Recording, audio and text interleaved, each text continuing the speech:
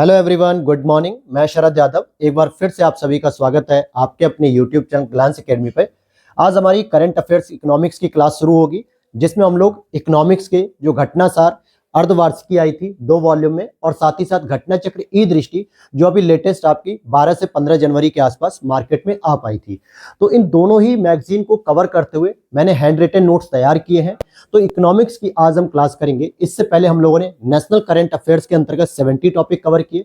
International topic जो cover कर रहे थे इंटरनेशनल करंट अफेयर्स में लगभग 55 प्लस टॉपिक को हमने कवर किया था, क्योंकि दोनों ही जो मैगजीन है आपकी पीसीएस के लिए बहुत जरूरी है, आरओ के एग्जाम के लिए बहुत जरूरी है। तो दोनों ही मैगजीन को मैंने कंपाइल करके नोट्स बनाए ताकि आपका कोई भी करंट अफेयर्स का टॉपिक बाहर नहीं जाना चाहिए। और आज हम चलेंगे इकोनॉमिक्स की क्लास शुरू करेंगे। तो आज क्लास दोस्तों इसलिए लेट हो रही है, वैसे तो ये 9 से 10 के बीच में आ जाती है, लेकिन आज लेट होने के पीछे रीजन ये है क्योंकि रात भर मैंने नोट्स बनाए। बहुत सारे आप लोग कमेंट कर रहे थे वीडियो में कि सर करंट अफेयर्स की हैंड रिटन नोट्स हमें कब मिल पाएंगे कंप्लीटली। साथ ही साथ जो हमारे टीम मेंबर हैं जो व्हाट्सएप ऑपरेट करते हैं, उन्होंने ही बताया कि सर 100 प्लस स्टूडेंट लगभग डिमांड कर रहे हैं, आप इसको जल्दी से जल्दी कंप्लीट कराइए। तो उसी की वजह से मैं रात भर आज जगह था, लगभग 4-5 बजे तक मैंने काम किया, जिससे करंट अफेयर्स के हैंड रिटन नोट्स मैंने पूरे तैयार किए, जिसमें आप देखोगे कि नेशनल इंटरनेशनल दोनों, साथ ही साथ इकोनॉमिक्स, यूपी स्पेशल, अपडेटेड, ये सारे नोट्स हमने तैयार कर दिए। केवल लास्ट की जो हेडिंग होती है संक्षिप्तियां, जिसमें कुछ इंपॉर्टेंट सेगमेंट बचे हुए हैं, जो 20% केवल मटेरियल है, जो आज मैं तैयार कर दूंगा, तो उसकी भी कंप्लीट पीडीएफ आप लोगों को अपडेट कल मिल जाएगी। हालांकि जो पीडीएफ तैयार हो चुकी है, जिसे आप लोग परचेस भी कर सकते हो। परचेस करने के लिए वीडियो के नीचे दिए गए व्हाट्सएप नंबर पे आप मैसेज करोगे, वहां से जो है कि आपको पूरा प्राइस लिस्ट, क्यूआर कोड, सारे प्रोसीजर आपको वहां पे मिल जाएंगे। तो देखिए ये जो घटना चक्र है, मतलब कि ई दृष्टि और घटनासार को मिला के, तो ये देखेंगे नेशनल करंट अफेयर्स में, यहां पर अभी आप घटनासार के टॉपिक देखेंगे। फिर इसी तरीके से हमने इसमें घटना चक्र जो ई दृष्टि आई थी उसके द्वारा भी कुछ अपडेट किया था, जैसे आपको दिखाना चाहूंगा मैं। यहां देखिए 44 नंबर टॉपिक से हमने घटना चक्र ई दृष्टि से करंट अफेयर्स को अपडेट किया नेशनल में। तो दोनों ही मैगजीन को हम लोग फॉलो कर रहे हैं दोस्तों, जिससे एक भी टॉपिक आपका बाहर ना जाए। और इस तरीके से 70 टॉपिक मैंने इसमें कवर कराए हैं, और 70 टॉपिक से बाहर कोई भी प्रश्न आपका नहीं जाएगा, नेशनल के स्तर पे तो बिल्कुल नहीं जाएगा। और उसी तरीके से आप देखोगे, जैसे देखिए यहाँ पे ये टोटल 70 टॉपिक हो चुके हैं हमारे। इसके बाद इंटरनेशनल की बात करेंगे, तो इंटरनेशनल को भी जो है कि हम लोगों ने घटनासार से पहले 20 टॉपिक को कवर किया। 20 टॉपिक मोदी जी की यूएई यात्रा थी। इसके बाद हमने आईआर को घटना चक्र ई दृष्टि से, ई दृष्टि जो वार्षिकी आई उससे भी अपडेट किया मैंने, तो जाके टोटल 55 या 57 के आसपास टॉपिक हमारे हो चुके थे। तो यहाँ पर मैं आपको टॉपिक दिखाना चाहूंगा कि जिससे आपको लगेगा कि हाँ इससे बाहर और कुछ भी नहीं पढ़ना पड़ेगा। ये देखिए 58 नंबर पे अंतर्राष्ट्रीय जो आपदाएं थी, चक्रवात वगैरह, ये कंप्लीट है। और उसके बाद अब हमारा इकोनॉमिक शुरू हो रहा है, जिसमें हम लोग लगभग 25 टॉपिक घटनासार के जो इंपॉर्टेंट थे वो कवर करेंगे, और उसके बाद हम लोग घटना चक्र ई दृष्टि के जो टॉपिक आए उसको भी कवर करेंगे। तो आज की हमारी क्लास यहीं से शुरू होगी। तो चलिए शुरू करते हैं आज की अपनी क्लास को। और पीडीएफ के लिए आप लोग अपडेट ले सकते हैं वीडियो के नीचे दिए गए व्हाट्सएप नंबर से। बाकी क्लास की अपडेट के लिए आप लोग टेलीग्राम चैनल को ज्वाइन कर लेना, उसका भी लिंक डिस्क्रिप्शन बॉक्स में दिया गया है। तो शुरू करते हैं आज की क्लास को। तो इसमें भी हम लोग लगभग 55 प्लस टॉपिक को कवर करेंगे। तो इसमें पहला ही हमारा टॉपिक है लेटेस्ट, जो आपका 26 नवंबर को दुग्ध दिवस के अवसर पर रिपोर्ट जारी की गई थी, बुनियादी पशुपालन रिपोर्ट, यानी कि जो बुनियादी स्तर पर जो पशुपालन की सांख्यिकी आती है, जिसको हम लोग कहते हैं कि हमारे यहाँ जो रिपोर्ट आती है जिसमें पता चलता है कितना पशुपालन हो रहा है, पशुपालन से जो उत्पाद प्राप्त होता है उसका क्या आंकड़ा है लेटेस्ट। तो राष्ट्रीय दुग्ध दिवस जो कि 26 नवंबर को आयोजित होता है, केंद्रीय मंत्री पुरुषोत्तम रूपाला दी के द्वारा जारी किया गया, जिसमें इन्होंने बताया कि भारत का जो कुल दुग्ध उत्पादन हुआ है इस बार, वो 230.58 मिलियन टन हुआ है। कितना हुआ है? 230.58 मिलियन टन हुआ है। और अगर हम बात करें कि कौन से राज्य में सर्वाधिक दुग्ध का उत्पादन हुआ है, तो 15.72% के साथ यूपी प्रथम स्थान पे है। इससे पहले राजस्थान था, एक तिमाही आंकड़ा आया था जिसमें राजस्थान को वरीयता दी गई थी, लेकिन अब ये लेटेस्ट आंकड़ा है और इसी के आधार पे आपको प्रश्न को सॉल्व करना है। तो 15.72% के साथ यूपी प्रथम नंबर पे है दुग्ध उत्पादन में। दूसरे नंबर पे राजस्थान है 14.44% के साथ। और पशुपालन में हम क्या देखते हैं, अंडा उत्पादन की रिपोर्ट आई थी। तो अंडे उत्पादन में अगर हम बात करें कि सर्वाधिक किस राज्य में अंडे का उत्पादन होता है, तो आपका आंध्र प्रदेश पहले नंबर पे है और तमिलनाडु सेकंड नंबर पर है। फिर इसी तरीके से पशुपालन रिपोर्ट में मांस उत्पादन की बात की गई थी, क्योंकि पशुओं से ही संबंधित मांस है। फिर चाहे वो मुर्गे का मांस हो, मटन हो, चिकन हो या बीफ हो, कोई भी मांस हो, तो उसके उत्पादन में आपका यूपी प्रथम है। तो ध्यान देना कि यूपी में सर्वाधिक मांस का उत्पादन किया जाता है और सेकंड नंबर पे आपका आता है वेस्ट बंगाल। और एक और जो है पशुपालन रिपोर्ट में पशुओं से प्राप्त होने वाली जो ऊन होती है, जैसे पश्मीना ऊन होती है जो बकरी से प्राप्त होती है, फिर बाकी भेड़ से भी प्राप्त होती है, तो इसमें जम्मू कश्मीर आपका सेकंड नंबर पे और फर्स्ट नंबर पे आपकी आती है राजस्थान। तो राजस्थान की रैंकिंग आपने देखा, दुग्ध उत्पादन में सेकंड है, ऊन के उत्पादन में प्रथम है। अब इसी तरीके से हम एक और रिपोर्ट देखेंगे जिसका नाम होता है रेमिटेंस रिपोर्ट। लेकिन उसको रेमिटेंस तो एक आम भाषा में कहा जाता है, असल में जब प्रश्न पूछा जाता है तो प्रवासन और विकास रिपोर्ट के नाम से पूछा जाता है, प्रवासन एंड विकास रिपोर्ट। ठीक है, तो ये किसके द्वारा जारी की जाती है, यही एक पहला प्रश्न बन जाता है कि जो रेमिटेंस रिपोर्ट होती है, रेमिटेंस एंड डेवलपमेंट रिपोर्ट, ये किसके द्वारा जारी की जाती है, तो वर्ल्ड बैंक के द्वारा इसे जारी किया जाता है, जिसको हम लोग दूसरी भाषा में प्रेषण या रेमिटेंस के नाम से जानते हैं। किस नाम से जानते हैं? प्रेषण। प्रेषण क्या होता है? जैसे हमारे सगे संबंधी जो लोग भी भारत से बाहर गए हुए होते हैं कमाने, जैसे अमेरिका में, न्यूयॉर्क में, आपके इंग्लैंड में, लंदन में, जर्मनी में, या फिर आपका सऊदी अरब में, यूएई में, कहीं पर भी जाते हैं, तो वहां से वो क्या करते हैं, भारत में अपने परिवार को पैसा भेजते हैं और वो पैसा वहां की लोकल मुद्रा में होता है या डॉलर में कन्वर्ट होकर फिर भारत में आता है। तो इससे क्या होता है, भारत को बहुत बड़ी मात्रा में डॉलर की भी प्राप्ति होती है और भारत की अर्थव्यवस्था में भी सुधार होता है और उन परिवार में भी सुधार होता है जिनके परिवार के सगे संबंधी बाहर कमाने गए होते हैं। तो इसी को हम कहते हैं रेमिटेंस या प्रेषण। ध्यान देना कि नेशनल इनकम की जब काउंटिंग होती है हमारे भारत में हर वित्तीय वर्ष में, तो नेशनल इनकम में हम लोग रेमिटेंस में को काउंट नहीं करते हैं। तो बात करेंगे रेमिटेंस में, तो भारत हमेशा शीर्ष पर है। पिछले 5 सालों से लगातार भारत को सबसे अधिक पूरी दुनिया से रेमिटेंस प्राप्त होता है। दूसरे नंबर पे मैक्सिको, क्योंकि पिछली साल भी मैक्सिको था, उससे पहले चाइना सेकंड नंबर पे था, लेकिन पिछले 2 साल से चाइना थर्ड नंबर पर चल रहा है।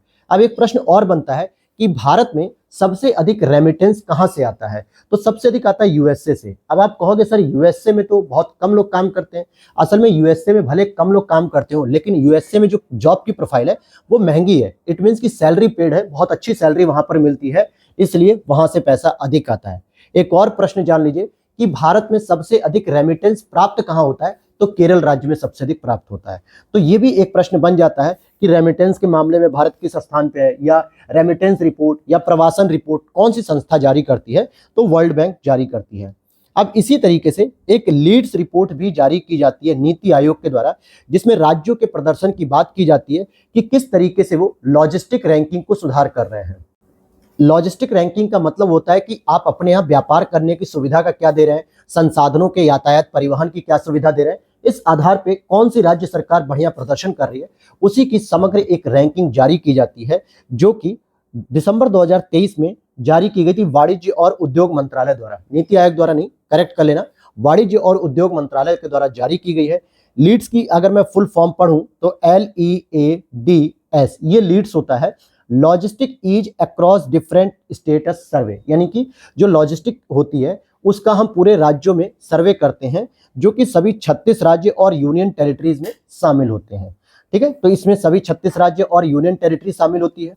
अब यहाँ पर आप देखोगे तो ये 3 आधारों पर रैंकिंग दी जाती है। पहली एक रैंकिंग होती है कि कौन से राज्य अचीवर्स की श्रेणी में आए और कौन से राज्य फास्ट मूवर्स की श्रेणी में आए और कौन से राज्य एस्पायर्स की श्रेणी में आए।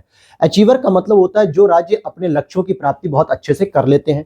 फास्ट मूवर्स का मतलब होता है जो राज्य लक्ष्यों की प्राप्ति की ओर आगे मूव कर रहे हैं बहुत तेजी से, इट मीन्स की अचीवर्स की तरफ बढ़ रहे हैं। और एस्पायर का मतलब होता है जो राज्य धीरे धीरे अभी ग्रो कर रहे हैं उस डायरेक्शन में।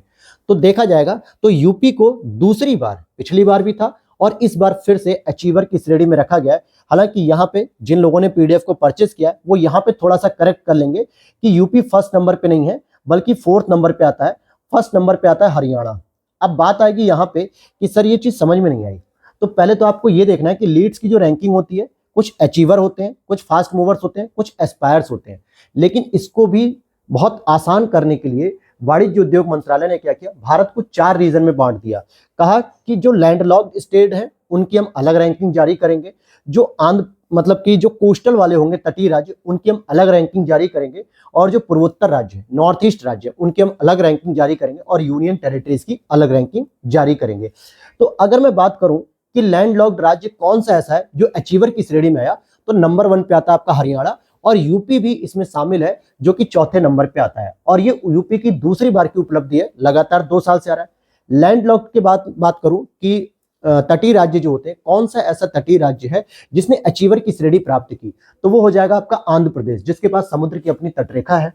पूर्वोत्तर राज्य की बात करूंगा कि किसने अचीवर की श्रेणी प्राप्त की, तो असम ने प्राप्त की। और यूनियन टेरिटरीज में कौन है, तो चंडीगढ़ है, क्योंकि सबसे ज्यादा इंपॉर्टेंट होती है अचीवर श्रेणी, इसलिए इसी को प्रश्न ज्यादातर पूछा जाता है। लेकिन यहां पर मैं एस्पायर और फास्ट मूवर से रिलेटेड भी कुछ आपको बता दूं। जैसे एस्पायर सूची में आप देखोगे कोस्टल रीजन में गोवा आता है और लैंडलॉक्ड रीजन में बिहार आता है। वहीं फास्ट मूवर्स में अगर हम देखेंगे तो कोस्टल रीजन में केरल अच्छा आता है और लैंडलॉक्ड में एमपी जो है कि अच्छा परफॉर्म करता है। तो अचीवर की श्रेणी में हमारी बेहतर परफॉर्मेंस है, यूपी की बेहतर प्रदर्शन है, तो इसलिए इसको रिमार्क किया गया है। अब यहां पर हम देखेंगे FATF की बात करेंगे दोस्तों, financial action task force. It means इसका प्रमुख कार्य क्या होता है, मनी लॉन्ड्रिंग को रोकना, आतंकवादी संगठनों के वित्त पोषण को रोकना।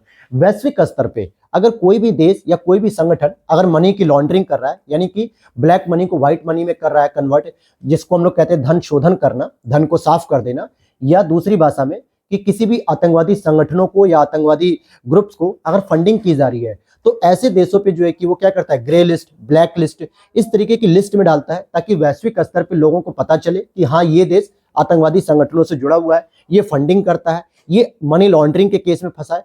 तो उनके साथ जो है कि और भी जो अन्य देश हैं वो अपने व्यापारिक और जो रणनीतिक संबंध है उनको सोच समझ कर ही आगे फैसला लेंगे। तो अभी बात करेंगे ब्लैक लिस्ट में उत्तर कोरिया, ईरान और म्यांमार, ये तीनों ही ब्लैक लिस्ट में शामिल है। तो ध्यान देना कि म्यांमार जो कि हमारा भारत का पड़ोसी है और इसको भी ब्लैक लिस्ट में रखा गया है, क्योंकि इसके द्वारा भी नॉर्थ ईस्ट के रीजन में बहुत अधिक मात्रा में ड्रग्स की तस्करी होती है, मनी लॉन्ड्रिंग होती है और बहुत सारे उग्रवादी समूहों और आतंकवादी संगठनों को फंडिंग की जाती है, ताकि भारत की एकता और अखंडता को विखंडित किया जाए, बार बार उसे छेड़ा जाए। तो म्यांमार को भी रखा गया है। और ग्रे लिस्ट से अभी हाल ही में किसको बाहर किया गया है, तो पनामा को किया गया, जॉर्डन को किया गया, अल्बानिया को, कैमन आइलैंड को, जबकि बुल्गारिया को अभी भी ग्रे लिस्ट में रखा गया। यही मेन इंपॉर्टेंट करंट पॉइंट है।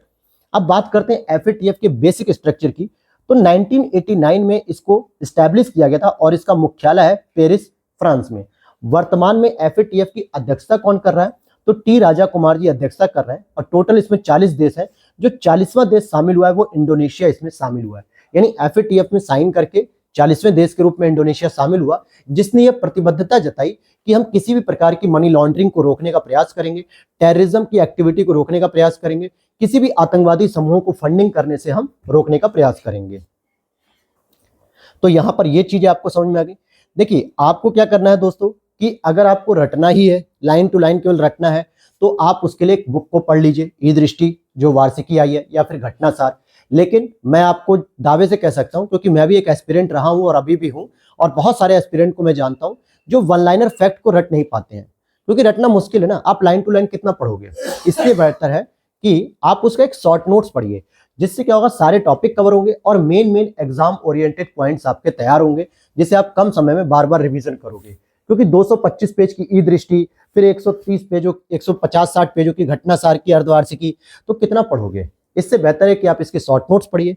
और शॉर्ट नोट्स अगर आपको हमारे पसंद आ रहे हो और आप अगर इसकी PDF को परचेस करना चाहते हो, तो वीडियो के नीचे दिए गए व्हाट्सएप नंबर पे आप मैसेज करिए, वहां पर सारी इंक्वायरी मिल जाएगी, वहां से आप परचेस कर सकते हैं। बहुत ही कम प्राइस रखा गया है, क्योंकि पूरी हार्डवर्क के साथ मैंने घटनासार, अर्धवार्षिकी दोनों वॉल्यूम और घटना चक्र ई दृष्टि जो अभी लेटेस्ट आई है, जिसको आप येलो कलर वाली बुक के नाम से कह रहे हो, इन दोनों ही सेगमेंट को कंप्लीट किया है, जिसमें किसी भी प्रकार का करंट अफेयर्स आपका नहीं छूटेगा।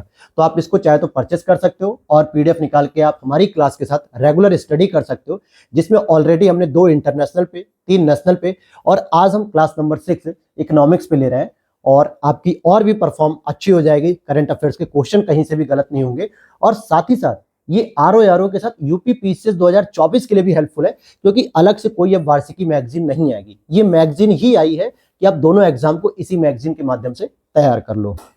अब इसी तरीके से इकोनॉमिक्स इंटेलिजेंस यूनिट के द्वारा दुनिया के सबसे महंगे शहर और दुनिया के सबसे सस्ते शहर की एक रैंकिंग जारी की गई थी, कि दुनिया का ऐसा कौन सा शहर सबसे महंगा है, जहां पर आप रहते हो तो वहां की लिविंग स्टाइल, वहां का खान पान, वहां का रहने का, ठहरने की व्यवस्था बहुत महंगी है। अन्य देशों की अपेक्षा। और कौन सा ऐसा शहर है जहां पे बहुत सस्ते में आप लोग सारा काम कर सकते हो?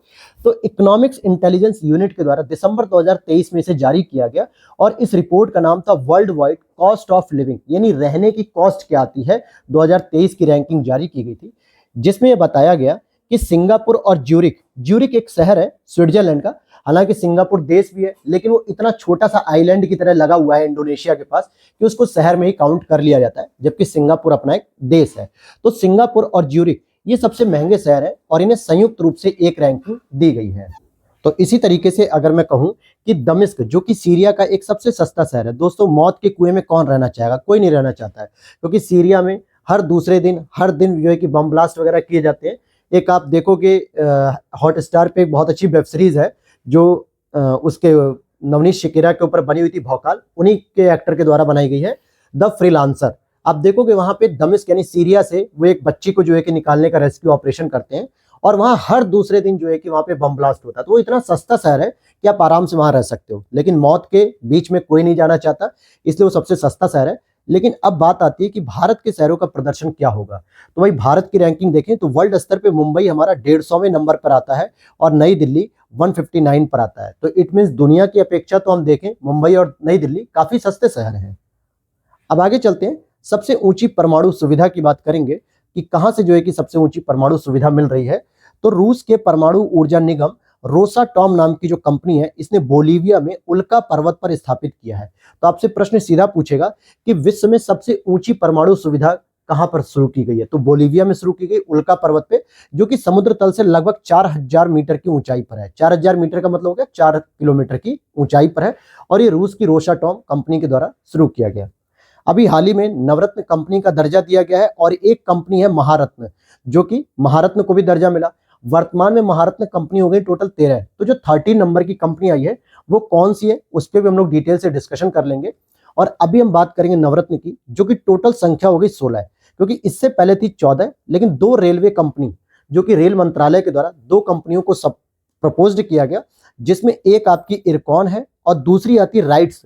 ये दोनों ही कंपनियां रेलवे से संबंधित जो है कि गतिविधि का संचालन करती हैं, चाहे वो रेलवे का ट्रैक हो, चाहे रेलवे का परिवहन हो, चाहे रेलवे की सुविधा हो। तो इन दोनों ही कंपनियों को अब नवरत्न कंपनी का दर्जा दे दिया गया है। तो प्रश्न बनेगा कि अभी हाल ही में कौन सी 2 कंपनियों को नवरत्न का दर्जा दिया गया या कौन सी एक कंपनी जिसे महारत्न का दर्जा दिया गया? तो एक इरकॉन इंटरनेशनल लिमिटेड है, दूसरी राइट्स लिमिटेड कंपनी। तो बस इतनी चीजें आपको इसमें याद रखनी है। फिर एक अगला पॉइंट आता है विश्व बौद्धिक संपदा रिपोर्ट, जो कि 2022 के नाम से जारी हुई है, वीपो द्वारा नवंबर 2023 में जारी की गई। वीपो मतलब होता है वर्ल्ड इंटेलेक्चुअल प्रॉपर्टी ऑर्गेनाइजेशन, जो विश्व बौद्धिक संपदा संगठन है, इसके द्वारा ही विश्व बौद्धिक संपदा रिपोर्ट जारी की जाती है। जिसमें अगर हम देखें कि चीन की बात करेंगे तो चीन पहले नंबर पे आता है, यूएसए की बात करेंगे तो यूएसए सेकंड नंबर पे आता है, जापान की बात करेंगे तो जापान आपका 3rd नंबर पे आता है। भारत के द्वारा जो पेटेंट आवेदन किए जा रहे हैं वो 2022 में लगभग 31.6% की वृद्धि दर्ज की गई, क्योंकि 2021 में जितने भी पेटेंट दर्ज किए गए थे उसकी अपेक्षा 2022 में 31% का वृद्धि देखने को मिली है। इट मीन्स कि हम कह सकते हैं कि भारत में लगातार आईपीआर पे काम किया जा रहा है, लगातार नए नए पेटेंट पे जो है कि काम किया जा रहा है और इस वजह से ही पिछले वर्ष की अपेक्षा 2022 में 31.6% की वृद्धि देखने को मिली है। अगला यूनिट है आपका वैश्विक यूनिकॉर्न रैंकिंग। तो यूनिकॉर्न क्या होता है दोस्तों? ये मल्टीनेशनल कंपनी भी हो सकती है, किसी एक देश की कंपनी भी हो सकती है। तो आप ये देखिए कि जो यूनिकॉर्न होते हैं वो बहुत बड़ी कंपनी होती है। इट मीन्स कि कह सकते हो जिसकी जो मार्केट वैल्यू होती है वो डॉलर में भी होती है, $1000 में होती है। तो इस तरीके से बात करेंगे कि दुनिया में कौन से ऐसे देश हैं जिनके पास सबसे अधिक यूनिकॉर्न कंपनियां हैं। तो 668 यूनिकॉर्न कंपनियों के साथ यूएसए हमारा पहले नंबर पर है। तो सबसे अधिक यूनिकॉर्न कंपनियां कहाँ है, यानी जिनकी कीमत $1000 अरब से भी अधिक है, तो वो यूएसए में है। सेकंड नंबर पर आपके आते हैं चीन और 3rd नंबर पे आता है आपका भारत, जो कि भारत की 72 कंपनियां ऐसी हैं जो यूनिकॉर्न हैं इंटरनेशनल लेवल पर 3rd नंबर पे।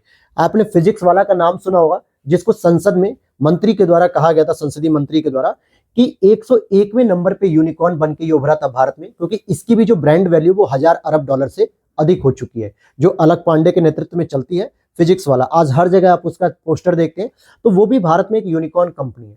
इसी तरीके से हमारे यूपी में भी 8 जो है कि यूनिकॉर्न कंपनी है। फिजिक्स वाला को यूपी के अंतर्गत काउंट किया था, क्योंकि जो अलक पांडे जी है मेरी जानकारी में कि वो प्रतापगढ़ के रहने वाले थे, वहीं से इन्होंने ये पूरा का पूरा स्टडी प्लान शुरू किया। तो वो आज हमारे यूपी के अंतर्गत यूनिकॉर्न स्टैब्लिश करते हैं। तो इसी के अंतर्गत आप देखोगे कि भारत की अगर यूनिकॉर्न कंपनी की बात करें जो सबसे रैंक 1 पे आती है, तो पहली वैश्विक यूनिकॉर्न कंपनी भारत की बाइजू है। जी हाँ, वही बाइजू जो आपके 6 से 12 तक की स्टडी कराती है, यूपीएससी की स्टडी कराती है, किसी भी कॉम्पिटेटिव एग्जाम की स्टडी कराती है। अगर कहीं मैच हो रहा है तो वहां पर भी उसकी ब्रांडिंग प्रमोशन करती है। तो ये वही बाइजू कंपनी है और भारत की रैंकिंग हो जाएगी यूनिकॉर्न में 3rd नंबर पे।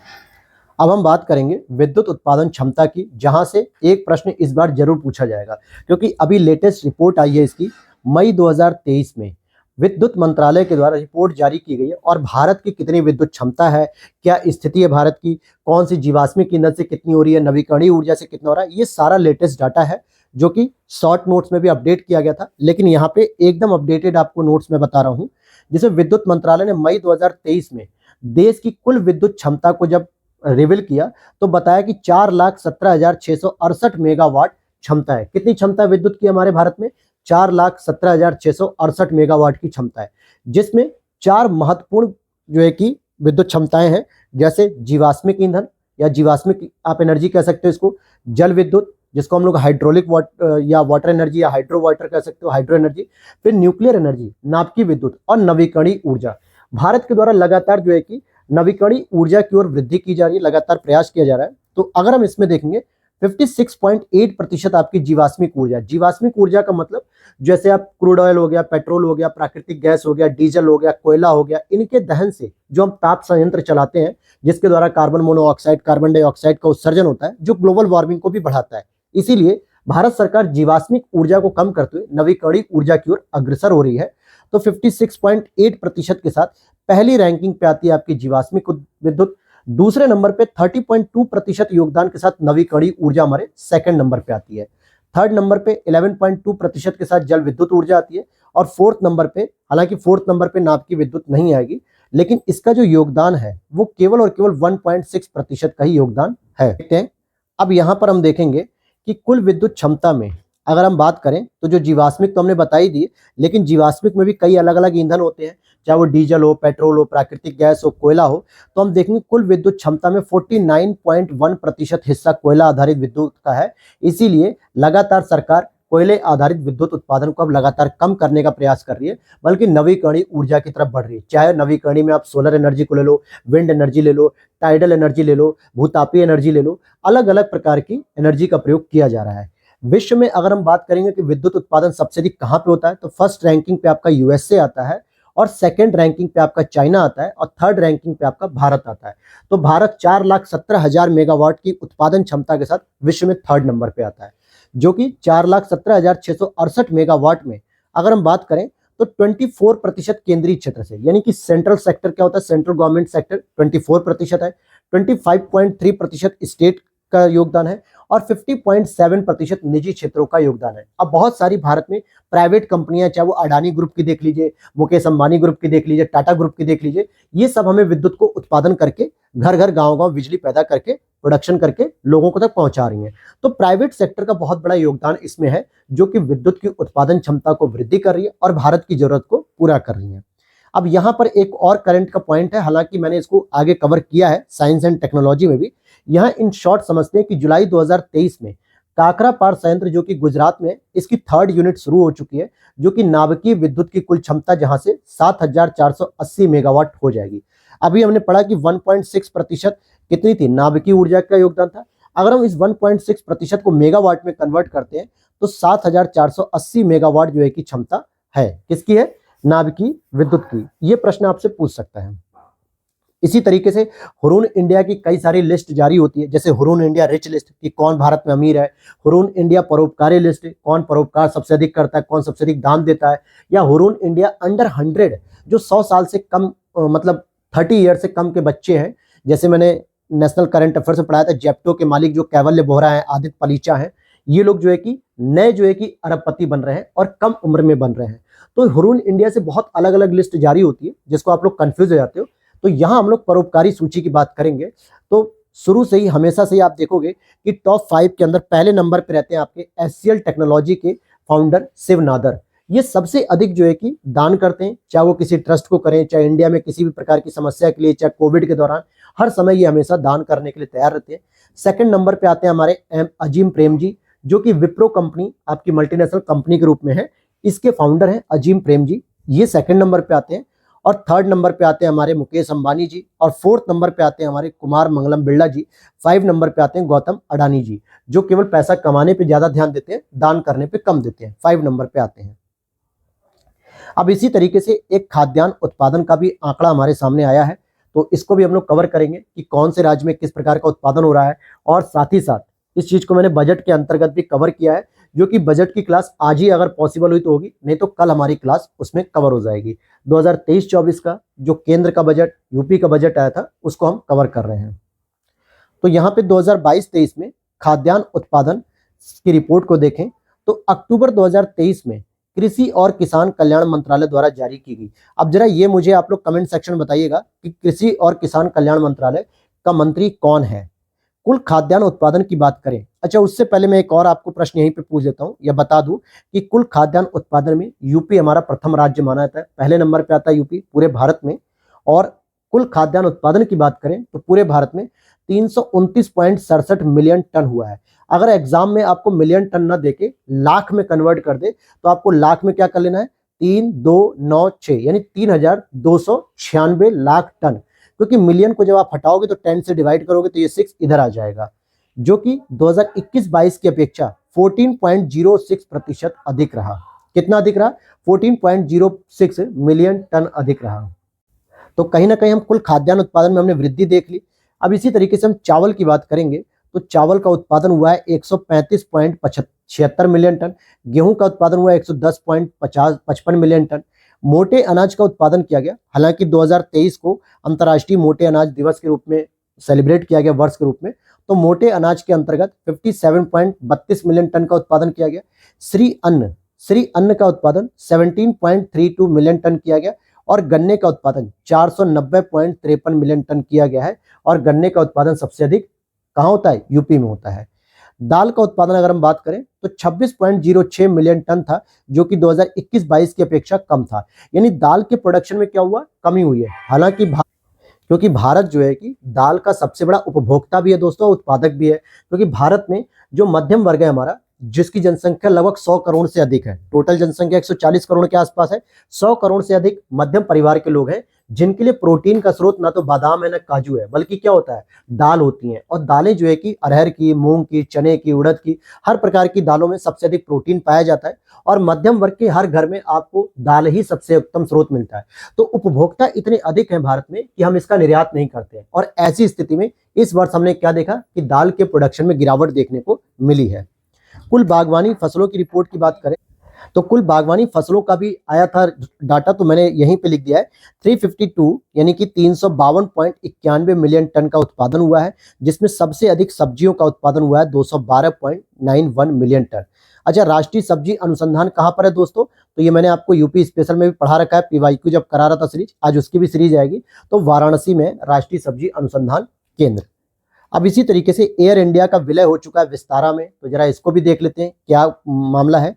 तो देखिए, भारतीय प्रतिस्पर्धा आयोग, जिसको हम सीसीआई कहते हैं, यानी कि कॉम्पिटेटिव जो काउंसिल ऑफ कॉम्पिटेटिवनेस इंडेक्स की बात करें, मतलब इंडिया की, ने टाटा सन्स के स्वामित्व वाली एयर इंडिया में Tata SIA airlines TSAL Vistara के विलय को मंजूरी प्रदान कर दी है। क्योंकि आपको पता होना चाहिए कि एयर इंडिया को किसने खरीद लिया है? टाटा ने खरीद लिया है। और इसके साथ ही यह भारत की सबसे बड़ी अंतर्राष्ट्रीय कैरियर कंपनी बन जाएगी, यानी पूरे भारत की सबसे बड़ी अंतर्राष्ट्रीय स्तर पे कैरियर कंपनी बन जाएगी, क्योंकि इसके पास 294 या 295 जो है कि फ्लाइट हो जाएंगी। तो बस इतना ही इसमें जानकारी थी। इसी के साथ रबी फसल की MSP भी जारी की गई है।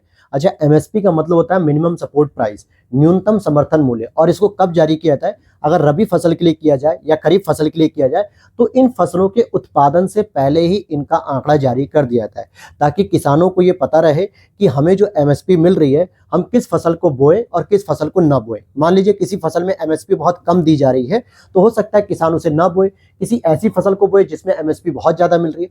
तो इसीलिए रबी की फसल की जो एमएसपी थी वो 19 अक्टूबर को ही जारी कर दी गई, क्योंकि रबी की फसल का जो प्रोडक्शन होता है, यानी कि बोने का जो समय होता है बुवाई का, वो अक्टूबर नवंबर में ही होता है। तो किसानों को जब पता रहेगा तो उस हिसाब से वो विचार कर पाएंगे कि हमें कौन सी फसल को बोना है।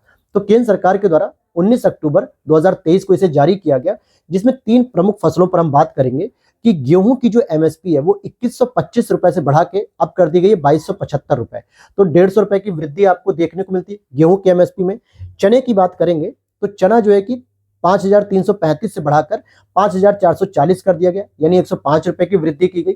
और सर्वाधिक जो वृद्धि हुई है वो रबी की फसल में वो है मसूर, जो कि 6000 से बढ़ाकर 6425 कर दी गई। इट मीन्स की 425 रुपए की वृद्धि सर्वाधिक हुई है। अब जितने भी किसान होंगे, अगर उन्हें लगेगा कि मसूर की खेती मैं अपनी जगह पे कर सकता हूं, मतलब मेरे यहाँ मसूर की खेती अच्छी हो सकती है, तो इससे दलहन की फसल भी बढ़ेगी, जो हमारी दलहन की कमी थी वो भी पूरी होगी, साथ में किसानों को भी फायदा अधिक मात्रा में मिलेगा। तो ये इसीलिए जारी किया था। तो सर्वाधिक वृद्धि मसूर में की गई रबी फसल में।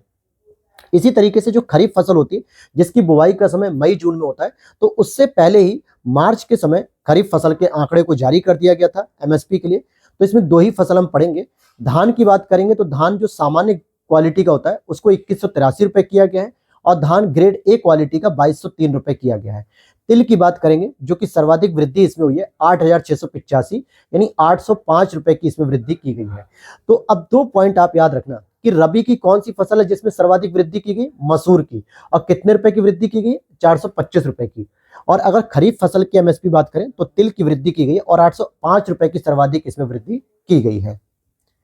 आगे देखते हैं कि महिला श्रम बल पर मॉस्पी मंत्रालय के द्वारा एक आंकड़ा जारी किया गया। मॉस्पी मतलब होता है सांख्यिकी एवं कार्यक्रम कार्यान्वयन मंत्रालय, यानी ministry of statistic planning implementation. इसके द्वारा 9 अक्टूबर 2023 को एक रिपोर्ट जारी की गई, जिसमें श्रम बल सर्वेक्षण रिपोर्ट के नाम से 2022-23। तो इसमें मुख्य रूप से फोकस किया गया कि महिला का श्रम बल हमारे भारत में कितना है। तो रिपोर्ट ये कहती है कि 37% महिला श्रम बल हो गया है वर्तमान में बढ़ के, जो कि इससे पहले था लगभग 32 पॉइंट कुछ था। तो पिछले वर्ष की अपेक्षा ये 4.2% वृद्धि हुई है, अर्थात कि लगातार सरकार के प्रयासों के माध्यम से, विभिन्न प्रकार की योजनाओं के माध्यम से महिलाओं के श्रम बल में भागीदारी बढ़ती जा रही है। तो महिलाओं के श्रम बल भागीदारी बढ़ रही है, अर्थात जीडीपी की भी आपकी ग्रोथ रेट बढ़ेगी। तो कितनी है वर्तमान में, 37%, जो कि पिछले वर्ष की अपेक्षा 4.2% अधिक है। अब यहीं पर हम विदेशी व्यापार के आंकड़े भी पढ़ेंगे। अगला टॉपिक हमारा इसमें रहेगा कि वाणिज्य मंत्रालय द्वारा अप्रैल सितंबर 2023 के दौरान निर्यात एवं आयात का आंकड़ा जारी किया गया। अच्छा, हम किस चीजों का निर्यात और आयात करते हैं, तो एक हमारा होता है गुड्स और एक हमारी होती है सर्विस। हम इन्हीं 2 चीजों के तो आयात निर्यात करते हैं, या तो हम किसी वस्तु को बेचते हैं या खरीदते हैं, या हम किसी सेवा को बेचते हैं और हम सेवा को खरीदते हैं। जैसे सॉफ्टवेयर इंजीनियर जो है हमारे भारत में बहुत अधिक मात्रा में निर्यात किए जाते हैं, यानी वो अपनी सर्विस देने जाते हैं विभिन्न देशों में, वहां पे जॉब करते हैं, वहां से अच्छा पैसा कमाते हैं। तो विदेशी व्यापार के जो आंकड़े हैं लेटेस्ट अभी अप्रैल सितंबर के जारी किए गए हैं। इस दौरान वस्तुगत निर्यात, यानी कि वस्तुओं के जो निर्यात की बात करें तो 211.40 अरब डॉलर का था, जबकि वस्तुगत आयात यानी वस्तुओं का जो आयात था वो 326.98 अरब डॉलर था। तो ऐसे व्यापारिक आंकड़े जब आपसे पूछे जाते हैं तो आप कंफ्यूज हो जाएंगे, इसलिए ढंग से याद करना कि वस्तुओं का निर्यात इस बार 211.40 अरब डॉलर का किया गया, जबकि वस्तुओं का आयात की बात करेंगे तो 326.98 अरब डॉलर का किया गया है। इसी तरीके से अब हम देखेंगे सेवाओं की बात करेंगे तो इस दौरान सेवाओं का निर्यात किया गया है 164.89 अरब डॉलर का, और सेवाओं का आयात किया गया 89.22 अरब डॉलर का। तो हम हमेशा क्या करते हैं, गुड्स का आयात तो सबसे अधिक करते हैं, तो गुड्स में हम क्या करते हैं, व्यापार घाटे के अंतर्गत रहते हैं। लेकिन हम सर्विस की बात करेंगे तो सर्विस का आयात कम बल्कि निर्यात ज्यादा करते हैं, तो यहाँ पर हम व्यापार अधिशेष में होते हैं, यानी कि प्रॉफिट में होते हैं। तो इस प्रकार अगर हम कुल निर्यात की बात करें, वस्तु और सेवा का जो कुल निर्यात किया गया, जिसमें आप 164.89 और 211 अरब डॉलर को जोड़ोगे तो 376.29 अरब डॉलर का किया गया।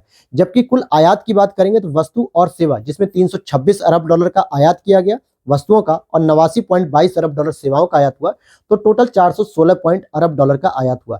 तो हमने क्या देखा कि कुल निर्यात और आयात में अगर हम कंपैरिजन करेंगे तो हम व्यापार घाटे में, क्योंकि हमने आयात ज्यादा किया है, निर्यात कम किया है।